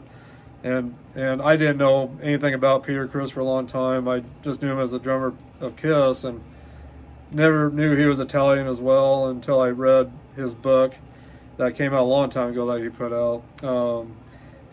So finding out that he was Italian as well just put him another notch up in my book. So, but all these Italian musicians, and Vinnie Vincent, that played with Kiss during the Lick It Up tour, and the part of the Creatures of the Night, tour, when he came in after Ace Frehley and everything. All these Italian musicians I just look up to a lot, and they're just very smart guys, and just really great musicians and singers, and so many great Italian musicians and singers out there, and just like I said, being Italian myself, I just always I've had a connection with them somehow in some way, and just really got me, just the stuff they've done got me excited about hard rock, heavy metal. And of course you got to fit Tony Iommi in there too. He's Italian as well, so And a lady I'm going to bring up here too has some Italian blood in her as well. So, which I'll get into here in a moment. So, anyway, yeah. So this Eric Carr album is just a prized possession. I have not opened it. I'll keep this sealed up probably forever. But some of the guys that were involved on this album was Bruce Kulick, that was with Kiss, and I love Bruce Kulick. He was such a classy act and still is, and I was so glad he was a part of the Kiss era, the non-makeup era. And let's see here, who else was involved in this album? Adam Mitchell on keyboards. So Adam Mitchell and Bruce Kulick and Eric Carr were the ones that were all on this album. So anyway, so just a great find. And my wife actually bought this for me. She paid about $30 for this. So anyway, Eric Carr, rest in peace. God bless you, brother. So anyway, let me get on to what the main part of the show is about today and who I'm discussing today. Someone that I really look up to and someone that I got to meet back in 2014 is the one and only Lita Ford. And give me a moment, I'm going to grab something.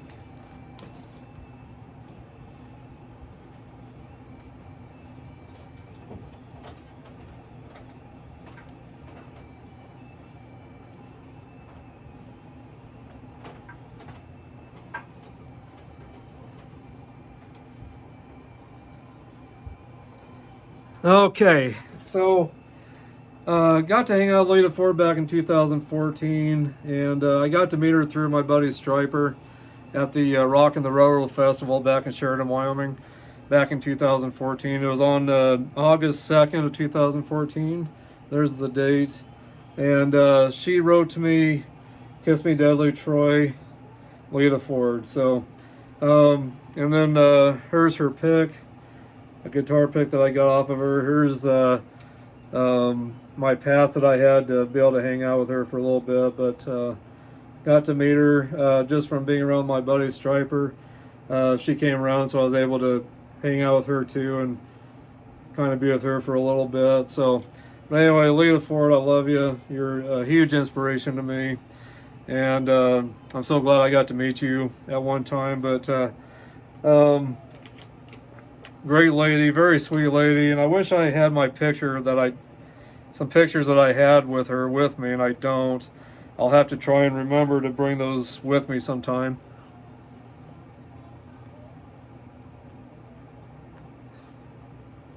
But wanted to discuss her a little bit today. She's someone else that's really got me excited about hard rock and stuff. Of course, she was a part of the Runaways. Back from 1975 to 96, and then she was with the Runaways in 1979.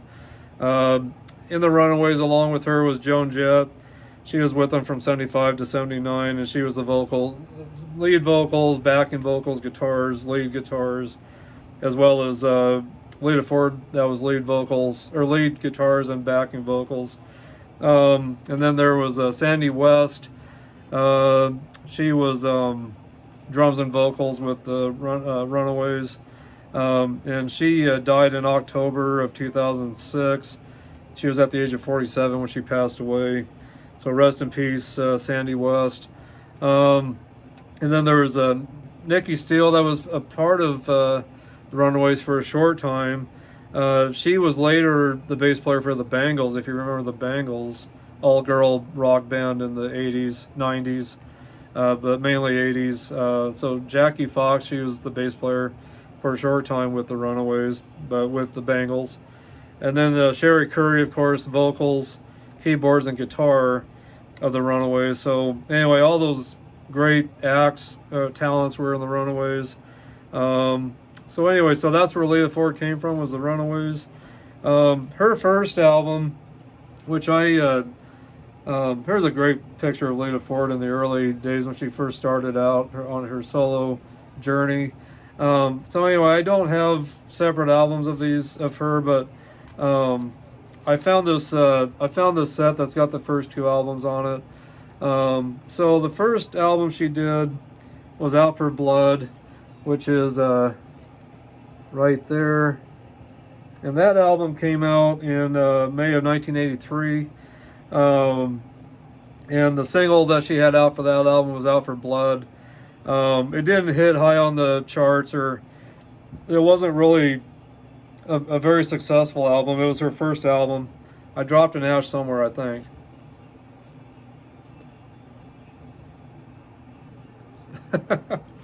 I'm going to take this band off really quick so I don't burn it. Bands don't taste very good. Paper bands don't taste very good when they're burning. I'll have one more to take off here in a little bit, but here's where the cigar is now. I've gotten down quite a ways. I've got another third to go. Burning just a little bit uneven, but it seems to fix itself, you know, so I'm not too worried about it. But anyway, so this album came out on Mercury Records on May of 1983. And again, the only single she had out for that was Out for Blood, which was on MTV. Producer was Rip. And her band consisted of Neil Merriweather, bass and backing vocals. He was the producer and mixer for this album, and then of course Lita, lead vocals, guitars, rhythm guitars, and then let's see here. So I guess that was and then Dusty Watson, he was on drums and backing vocals. Neil Merriweather also worked with Billy Joel, Steve Miller Band, Rick James, and again, he was the producer and mixer of this album as well. The second album, of course, is Dancing on the Edge, which is this album here. And that came out in May of 1984 on Mercury Records. And the singles for that album was Dancing on the Edge and Hit and Run. The band members was, of course, Lita on vocals, guitars, Hugh McDonald on bass. Also, he's worked with Bon Jovi and Alice Cooper, and he's currently, I believe, a part of Bon Jovi right now, if I remember right. And then Randy Castillo on drums, also with Ozzy and Motley Crue for a short time. And of course, Randy passed away on March 26th of 2002. Passed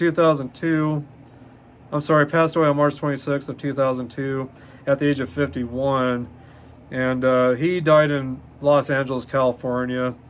And he died of cancer. And I'm not going to mention the cancer he had because it's something I can't pronounce very well, but it was somewhere in his jaw that he had a big lump that started, and he didn't get it taken care of soon enough, so it spread through his body, if I remember right, and caused him to pass away. So rest in peace, Randy. I miss your work, of course, with Ozzy for the most part, and you were the one that I remember with Ozzy during the No More Tears album. So great drummer. You're definitely missed, Randy, and God bless you. And I hope to see you someday. But until then, rest in peace. And I know I can speak for everybody out there in the hard rock heavy metal world that you were one of the greats, and you're definitely missed by everybody, I believe. So anyway, rest in peace, Randy. So anyway, and then let's see here. Hugh McDonald on bass on the Dancing on the Edge album, also. So hope I got everybody mentioned there the way I needed to. And then the producer of that album was Lance Quinn. So moving on, the third album was just called Lita. And of course, this was the album that she had the song Close My Eyes Forever with Ozzy Osbourne, huge hit ballad with Ozzy. And the guitars on that song that Lita does just makes the hair stand up on the back of my neck every time I hear it. That guitar solo during that song is just incredible. And let me give this another relight here.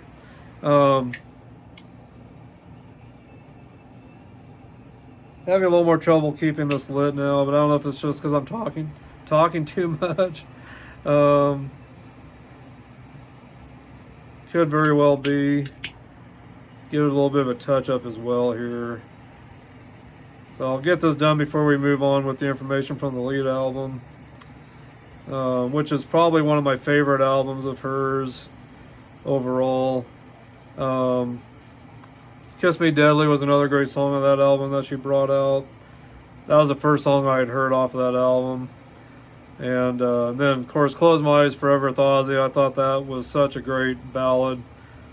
And I love all genres of heavy metal, hard rock, but I've always been a sucker for the ballads. Always have been. Love ballads. It just, all those ballads just really pulls at my heart. And they just have always touched on my softer side, I guess. So, but I've always loved the ballads for the emotions that goes through you know, when you're remembering relationships or just remembering maybe tough times in your life or maybe people that passed away in your life that you miss. All those things have gone through my mind when I listen to ballads, and just makes me remember all the high school days when I was at high school dances or at the roller skating rink, skating with girls, you know, that I had crushes on, maybe too, skating to some of those slower songs.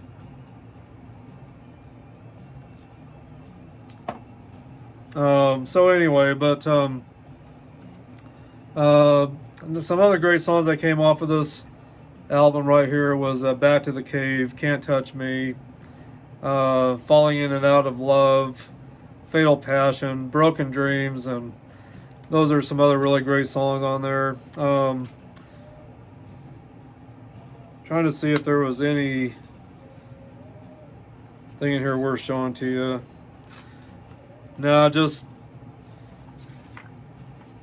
lyrics on the inside of this album here, but I've had the CD for quite a while. I've tried finding the vinyl, but I've never found a very good copy of the vinyl, so I'm glad I got the CD, I guess, of course.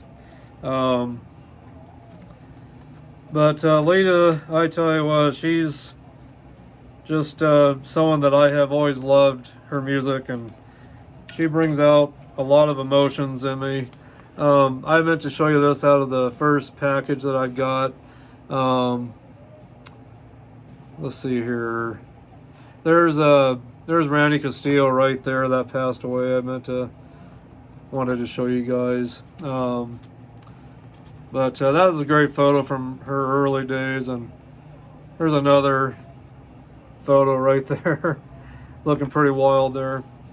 So I guess that's it for the pictures on the first CD set that I've got. But I don't know, getting to meet Lita, she was just such a nice lady, and she took all the time in the world to talk to me and hang out with me, and they were kind of needing, when I was at that festival, they were kind of needing someone to kind of watch over her for a little bit. Michael Sweet suggested me, since I had helped kind of watch over Stryper back in 90 on the Against the Law tour. So if it wasn't for being backstage with Stryper, hanging out, I would have never gotten to meet her. My brother was with me too, my brother Grant. He was with me at the time, and so he got to meet Lita too and hang out with her a little bit along with me. And she was just such a nice lady. And I remember after that show that night, somebody was giving her a hard time on Facebook and was putting some not very nice messages up. And so I put a message up to the guy that was harassing her to leave her alone, or else I was going to come find him and take care of him myself. So he didn't know who I was, so of course the messages stopped.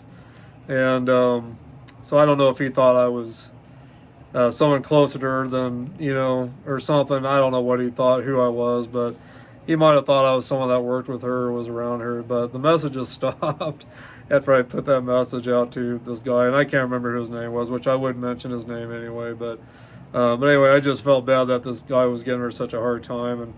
And Lita's been through a lot in her life. She went through a really ugly divorce, and the guy's name was Jim Gillette. He was a singer for a band called Nitro. They went through a really ugly divorce, and he had kind of kept her from seeing her kids for a little while, which her kids are her life, and they she wasn't able to have any contact with them, which really hurt her, I know, at the time. And that was oh gosh, that was back in I'm trying to remember what year that was. Trying to think of what album she had just brought out the Living Like a Runaway album at the time, which I'll get into. But that was back around 2009, 2010 or so, that she was kind of going through some rough times with her family. So so they ended up in a divorce, of course. And Lita was also married to trying to remember the lead guitarist for Wasp. She was married to him too, and which I don't think that was. I think they still remained friends after that was over. Gosh, I'll think of hopefully I'll think of the guy's name that was in Wasp, the lead guitarist for Wasp that she was married to as well. Chris Holmes was the guy that she was married to that was in Wasp. But of course that was back in the 80s. So but anyway, yeah, it was hard to see someone mistreating her that night after meeting her and being around her and seeing how sweet of a lady she was. So I'm glad I had the opportunity to stick up for her a little bit that night. So I'll never forget you, Lita. I really hope to run into you eventually again. You were in Cheyenne, Wyoming after I moved to Kimball back in 2000. It was around 2018. You were in Cheyenne, Wyoming playing at the Outlaw. Well, I don't know how that concert show got started, but because I was keeping up on your tour dates, I didn't see that on there. So I don't know if you were just passing through Cheyenne and you were contacted to do that extra show since you were in the area and you agreed to it. But I didn't know about it until it was over, so I was really bummed and depressed that I missed an opportunity to see you again and talk to you. But I hope that opportunity will come still somehow, some way. Anyway, so Lita, if you're out there and this video finds you somehow, keep rocking. And I love you, and you're such a huge influence on me. And for female, I love female hard rock singers. They just bring a different element to hard rock and heavy metal, and I love Doro Pesch also, and I love Ann and Nancy Wilson of Heart, and there's so many great female singers out there for the hard rock heavy metal world out there. So anyway, but Lita, you're on the top of my list for sure. Joan Jett, I gotta mention her as well, but Joan Jett, definitely a big influence on me as well. But Lita, you're on the top of my list. So anyway, so again, her members of her band at the time during the lead album was David Ezrin on keyboards, Don Newsov on bass, and Myron Grombacher on drums, and he was also he was also on backup vocals, I believe, too. And then the producer was Mike Chapman for the Lita album. So anyway, again, Lita, great album to check out if you have not listened to this album, if you're new to the hard rock heavy metal world. If some of you guys have this album and you haven't listened to it for a while, revisit it. Great album, definitely.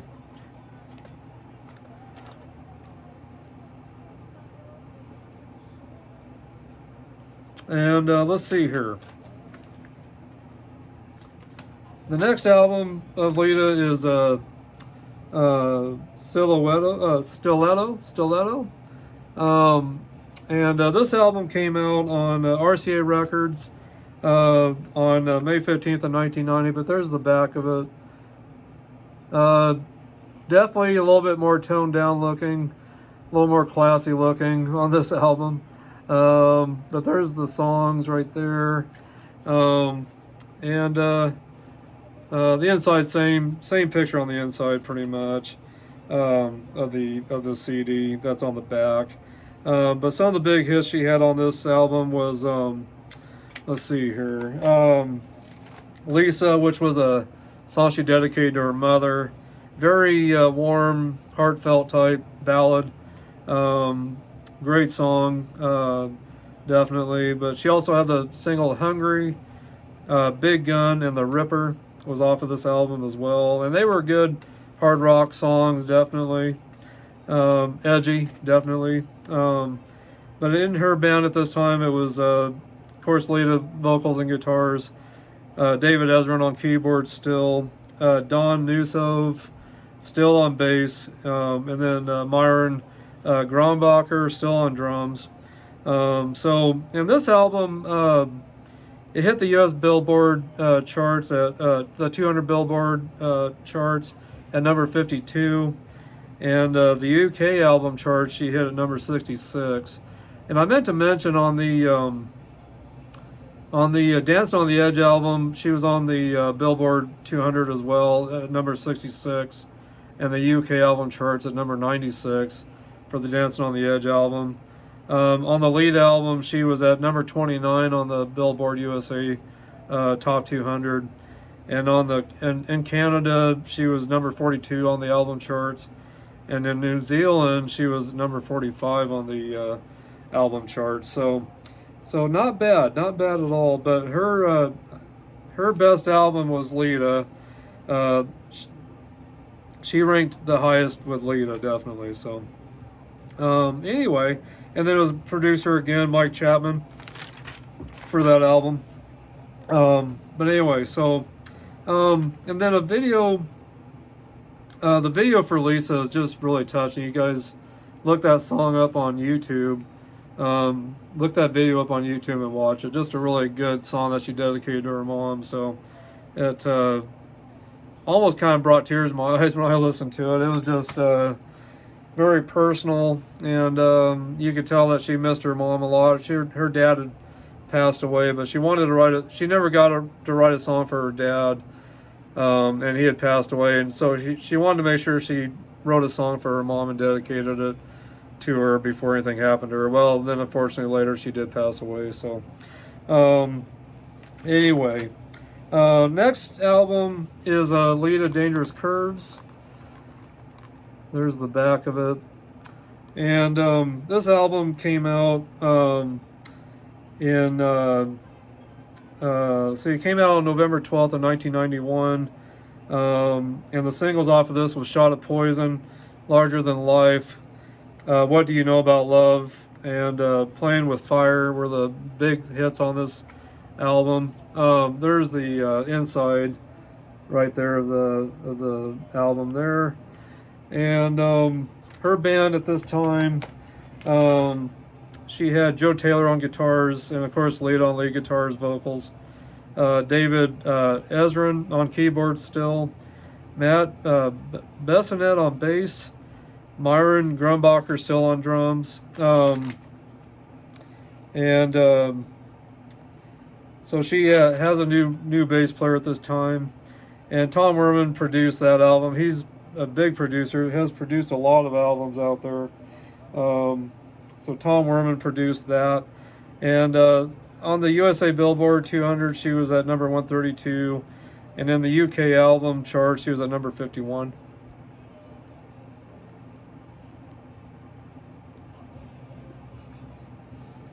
And let's see here. Yeah, so that's all the information on that album, but really good album. Really good album. Definitely got some really good hooks and good good songs that really are catchy, and some hard edge stuff too, and of course a little bit of some ballad stuff as well. But just a really great album. Definitely one of my favorites.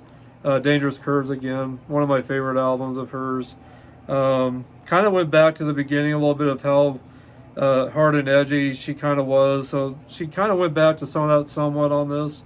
Um, so it kind of reminded me a little bit of the Lita self-titled album mixed in with Out for Blood and Dancing on the Edge.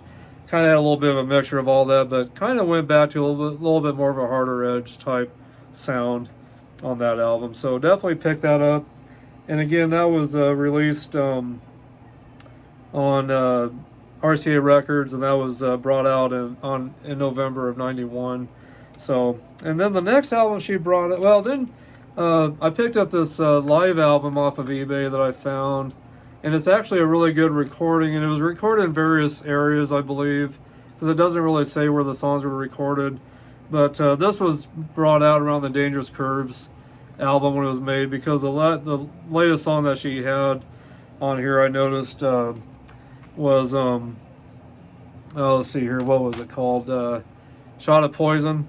So that was off that Dangerous Curves album. So I believe this kind of came out around the Dangerous Curves album era. So, but a lot of great songs on here.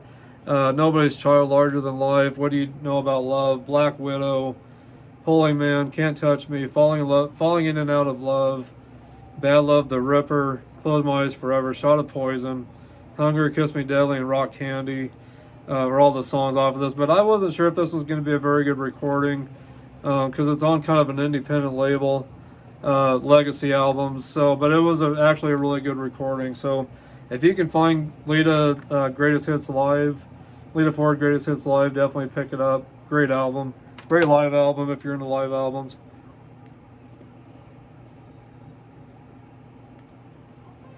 The next album is called Black, and this came out on ZYX Records on February 14th of '95.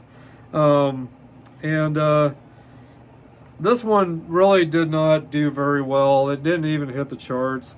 But I listened to it recently again, and it's got kind of the grunge sound to it. Kind of went back to a lot of the bands in the '90s were doing it. Kiss did it with trying to remember the last album that Kiss did. Gosh, I'll think. Sorry, I can't remember some certain things. But the last album Kiss did, Without Makeup, which was after the reunion tour that they had finally brought out, it was real grungy kind of sound to it. So she's got kind of the grunge sound, kind of mixed with some of the '80s sound, and but really good album actually. I'm surprised it didn't do better than what it did. It just didn't have the right promotion, I think. I just think maybe her manager at the time just didn't promote it as well as it could have been promoted. But it really had kind of that grunge sound to it, definitely, and like a lot of bands were kind of doing. Metallica even did it with some of their albums after the Black album. So Metallica kind of dabbled with the whole grunge sound, and Kiss did, of course, and so. But anyway, so she did on that album, but it was a good album. It really was. And really no hits off of it. And the band she had was Lita, of course, on guitars, vocals, Larry Bones Dennison on bass, and Roger Carter on drums. And that was released again in February of '95. I think that Kiss album was called Redeemer of. Let's see, gosh darn, I can't remember. It's not Redeemer of Souls. I will have to look that Kiss album up. It's my least favorite Kiss album, and I love everything Kiss has done, but that was probably my least favorite album they did. And I've still listened to it. It's a good listen, but it's not something I have on my turntable very often. So anyway, and then she had an album called Wicked Wonderland, which I do not have. That came out in the year 2000 in October. So I have no information on that. I didn't really put any information on that. And then the last album she did is called Lita Ford Living Like a Runaway. And that was a really good hard-edged album, kind of like her beginning stuff. A little bit of 80s stuff mixed in and some ballad stuff, but very hard-edged album overall. And she had Gary Huey on guitars, bass, keyboards, backing vocals, and on she also co-lead vocals on the song "Love to Hate You." And then he was also the producer and mixer of this album and engineer. And then Matt Skerfield on drums. But no, it didn't hit the charts either. No hits off of this album. But it was a good comeback album. The track listing is Branded, Hate, The Mask, Living Like a Runaway, Relentless, Mother, Devil in My Head, Asylum, Love to Hate You, and A Song to Split Your Wrist By, which is featuring Nikki Sixx from Motley Crue. But just a really good album. I was really impressed with it. There's the back of it. The inside of the album looks the same. But Living Like a Runaway, and again, that came out in, that came out on SPU Steamhammer Records on June 4th of 2012. And then, of course, I saw her 2 years later in 2014. But if you guys are looking for a great Lita Ford album, this is a great, great album. It really is a good album. And then she brought out a live album called The Bitch Is Back, which came out in 2013, a year before I got to see her for the first time. And this was recorded in Agouro, California at the Canyon Club. But got a lot of great songs on there. And then this has a lot of great photos right there, and a great it's kind of folds out to a mini poster, but there's a great live shot of Lita right there that came out of this album. And then it's got all the people that were involved in this album right there. But just a lot of great photos from her touring at this time. But great live album. One of my favorite live albums of hers. And of course, the track listings on this is The Bitch Is Back, Hungry, Relentless, Living Like a Runaway, Devil in My Head, Back to the Cave, Can't Catch Me, Out for Blood, Dancing on the Edge, Hate, Close My Eyes Forever, and Kiss Me Deadly. So great live album, The Bitch Is Back, right there. So anyway, and that came out on SPV Records. So anyway, so those are my Lita Ford albums. The only other one I'm trying to find is Capsule, which is a kind of a compilation album of songs that she's never brought out yet. So I'm trying to find that album just because I'm curious about the songs she never brought out to see how they sound. So anyway, but that's it about Lita. But just someone I really look up to and someone I've never really discussed during my podcast. So I thought it was due for me to do that. I know we're getting close to running out of time here, and I appreciate you guys being here again today with me. But I definitely want to give out some shout-outs. I've got a big list of shout-outs, so I'm not going to be able to get everyone's name in here. But let me know if I didn't mention your name, and I'll make sure I mention you on the next podcast. And again, I'm sorry it's taken so long to get back with you guys again. The last podcast I did was on December 21st.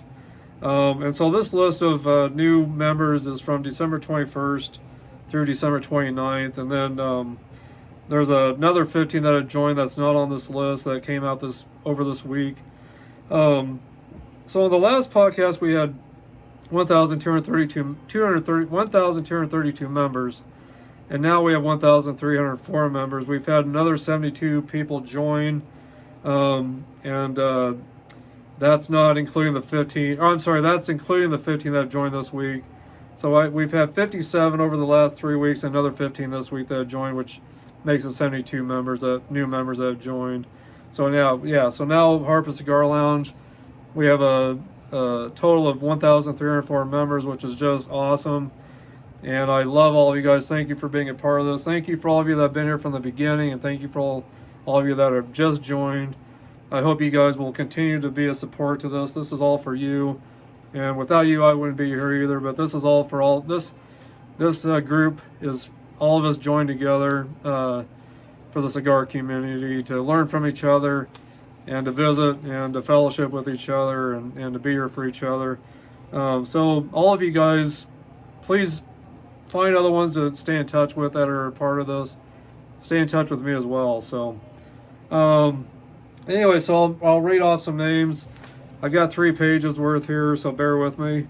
Pedro Mendez, Lee Cigar, Tony Starks, Frank Palmer, Donald Paul, Cigar Hedonist, Ray Moore, Cigar Moment, Agnes Lucia, William Hungate, Billy Martinell, and then KJ Company. Oh, I can't even pronounce this one, but it's KGAC Company SA out of Nicaragua. Daniel Finley, which is out of Pittsburgh, Pennsylvania. He joined on December 21st of 2023. We've been staying in touch a lot. He's been friends with Corey Banks and Samuel Hoffman and Jason over Cigar Junkies. So he's out of Pittsburgh as well. He's an Uber driver. But we've been staying in touch a lot, and he's actually had me meet somebody out of Pittsburgh. We did a FaceTime, and he had me meet a gentleman named Tim Kolick, which is, he runs Dirty Dog Cigars, or the Dirty Dog Cigar Shop out of Pittsburgh, Pennsylvania. So I got to do a video call, and I got to meet him and got to see what his shop looked like. But it was a really nice cigar shop and lounge. It was just really cool. So Daniel, I hope you're watching this, but thank you for your friendship. It's so good to be getting to know you, and I appreciate all the time you take to communicate with me and talk with me. So it's great that we've talked through messaging and on FaceTime, and I hope to continue to get to know you more and continue to be friends with you. But thanks for all your support to this as well, Daniel. You're a big part of this, and you're welcome to post things up on the group page, of course, when it comes to cigars and everything. So keep posts coming, and I appreciate all of you other guys that are posting things up on Harper Cigar Lounge as well. That's what it's here for. I want you guys to advertise anything you've got going on with your cigar businesses or anything, so people are aware of it. You guys communicate with each other and keep posting things up on the Harper Cigar Lounge. Just keep it appropriate. I've had to delete and block a few members for putting some inappropriate things up, but just keep it appropriate. Keep it to where it's comfortable for everyone, and but just let's keep building relationships with each other and learn from each other. Any tips you guys have or anything you know about the cigar world, please share that with all of us. So Daniel, again, God bless you, brother. Keep rocking, keep smoking. Glad you're a part of all this. Angel Perez, Kevin Ornell, Habano Cigar Shop, and Marcos A. Malzi. Douglas Heron, AJ Fidels, Classy Ash Mobile Cigar Lounge, Tobacco's Habana, Gregory Porter, Dale Allen, Steve Goins, Oben Lorgie, Joel Kelly. Some of them from, it's in Hebrew, so I can't understand what that says. But thank you for being here. I just can't believe all the people we got from all around the world that are part of this. John Washington, Kyler Jamestown, Mohammed Ali Hyder, Joel Sands, Cigar Cloudy, someone else's name in Hebrew, Shooter Dickinson, David Hans, William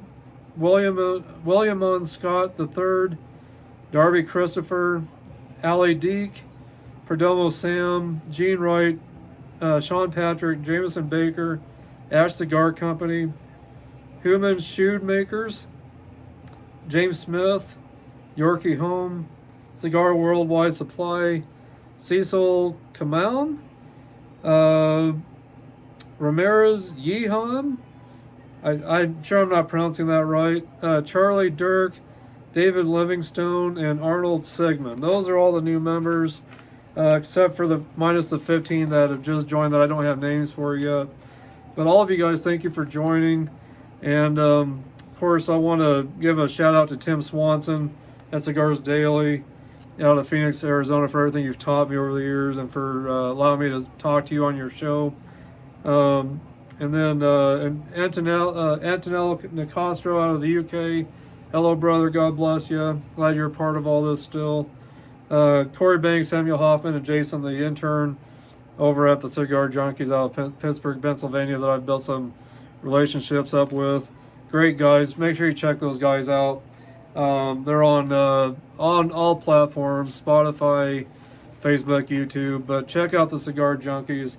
And if you've got the podcast app on your phone, look up Cigars and they'll come up on that as well. But check those guys out. Great bunch of guys, and their show is so dang funny. And I think you guys will enjoy them. But give them a chance and join and share and like everything they do. Get them noticed more. Great bunch of guys. Please check out Cigar Junkies out of Pittsburgh, Pennsylvania. And you guys just make sure you try to show your support to everyone out there that's trying to make it in the cigar world and that are making an honest living with it. There's a lot of people that are not honest and that are have done some things that are not very honest, and I hope you guys won't run into people like that. But anyway, you guys, but thank you for you guys that are honest and that are making a decent living and doing good things within the cigar world. And please, you're welcome here anytime. So and then I just want to thank my wife Marcy and my son Jason and my other son Gage for all your support to me and for everything you've done for me. Marcy and my son Jason are the ones that got me to kind of got the whole cigar lounge thing going and kind of pushed me in the direction I've gone in with cigars. And of course, I got them at my grocery store that I manage at Main Street Market here in Kimball. So I'm so glad that I've been able to do more with my cigars and have these podcasts for you guys, and I'm just glad I got such a great support system here at home. So thank you, hun. Love you, and thank you for all you've done for me. And I want to thank my mom Sheila back in Torrington, Wyoming, my sister Serie back in Torrington, Wyoming, my niece Lindsay, and my brother Graham back in Sheridan, Wyoming, all my family, my Uncle Gary and my Aunt Mary back in Reno, Nevada. Thank you guys for all your support to me as well. And without all of you guys, I wouldn't be able to be here and do what I'm doing. And of course, all you Harper Cigar Lounge family members, thank you for being a part of this. God bless you guys. I love all of you, and I'm so glad you're here. This cigar, I'm not gonna be able to finish it, obviously, because I'm gonna have to let you guys go. We're going on over 2 hours now, so this will be my longest podcast so far. But I hope you guys have enjoyed this today. And again, cheers to you guys. Cheers. And I'll let you guys know how this cigar finishes out in the comments. And the things that I wasn't able to remember that I needed to tell you guys, I'll make sure I put that in the comments as well. I'll try to have this video up as quick as I can for you guys to watch. But I hope you'll enjoy watching this if you haven't seen this yet. But make sure you guys tell your family and friends about this group page.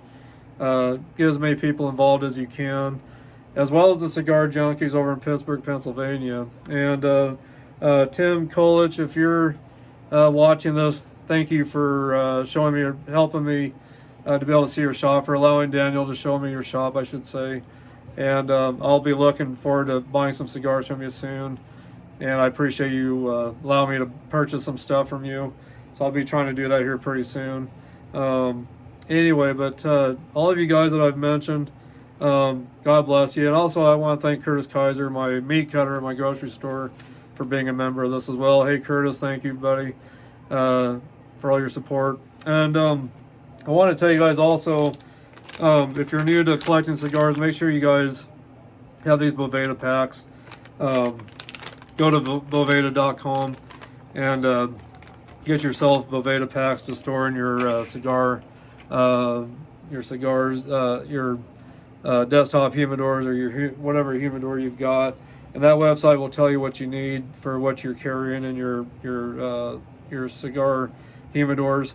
So anyway, guys, but God bless, keep rocking, keep smoking, and thank you again for all your support to me. Without you guys, I wouldn't be here. So anyway, God bless. Again, keep rocking, keep smoking, and I will see you very, very soon. Hopefully next week I'll get to see you guys again.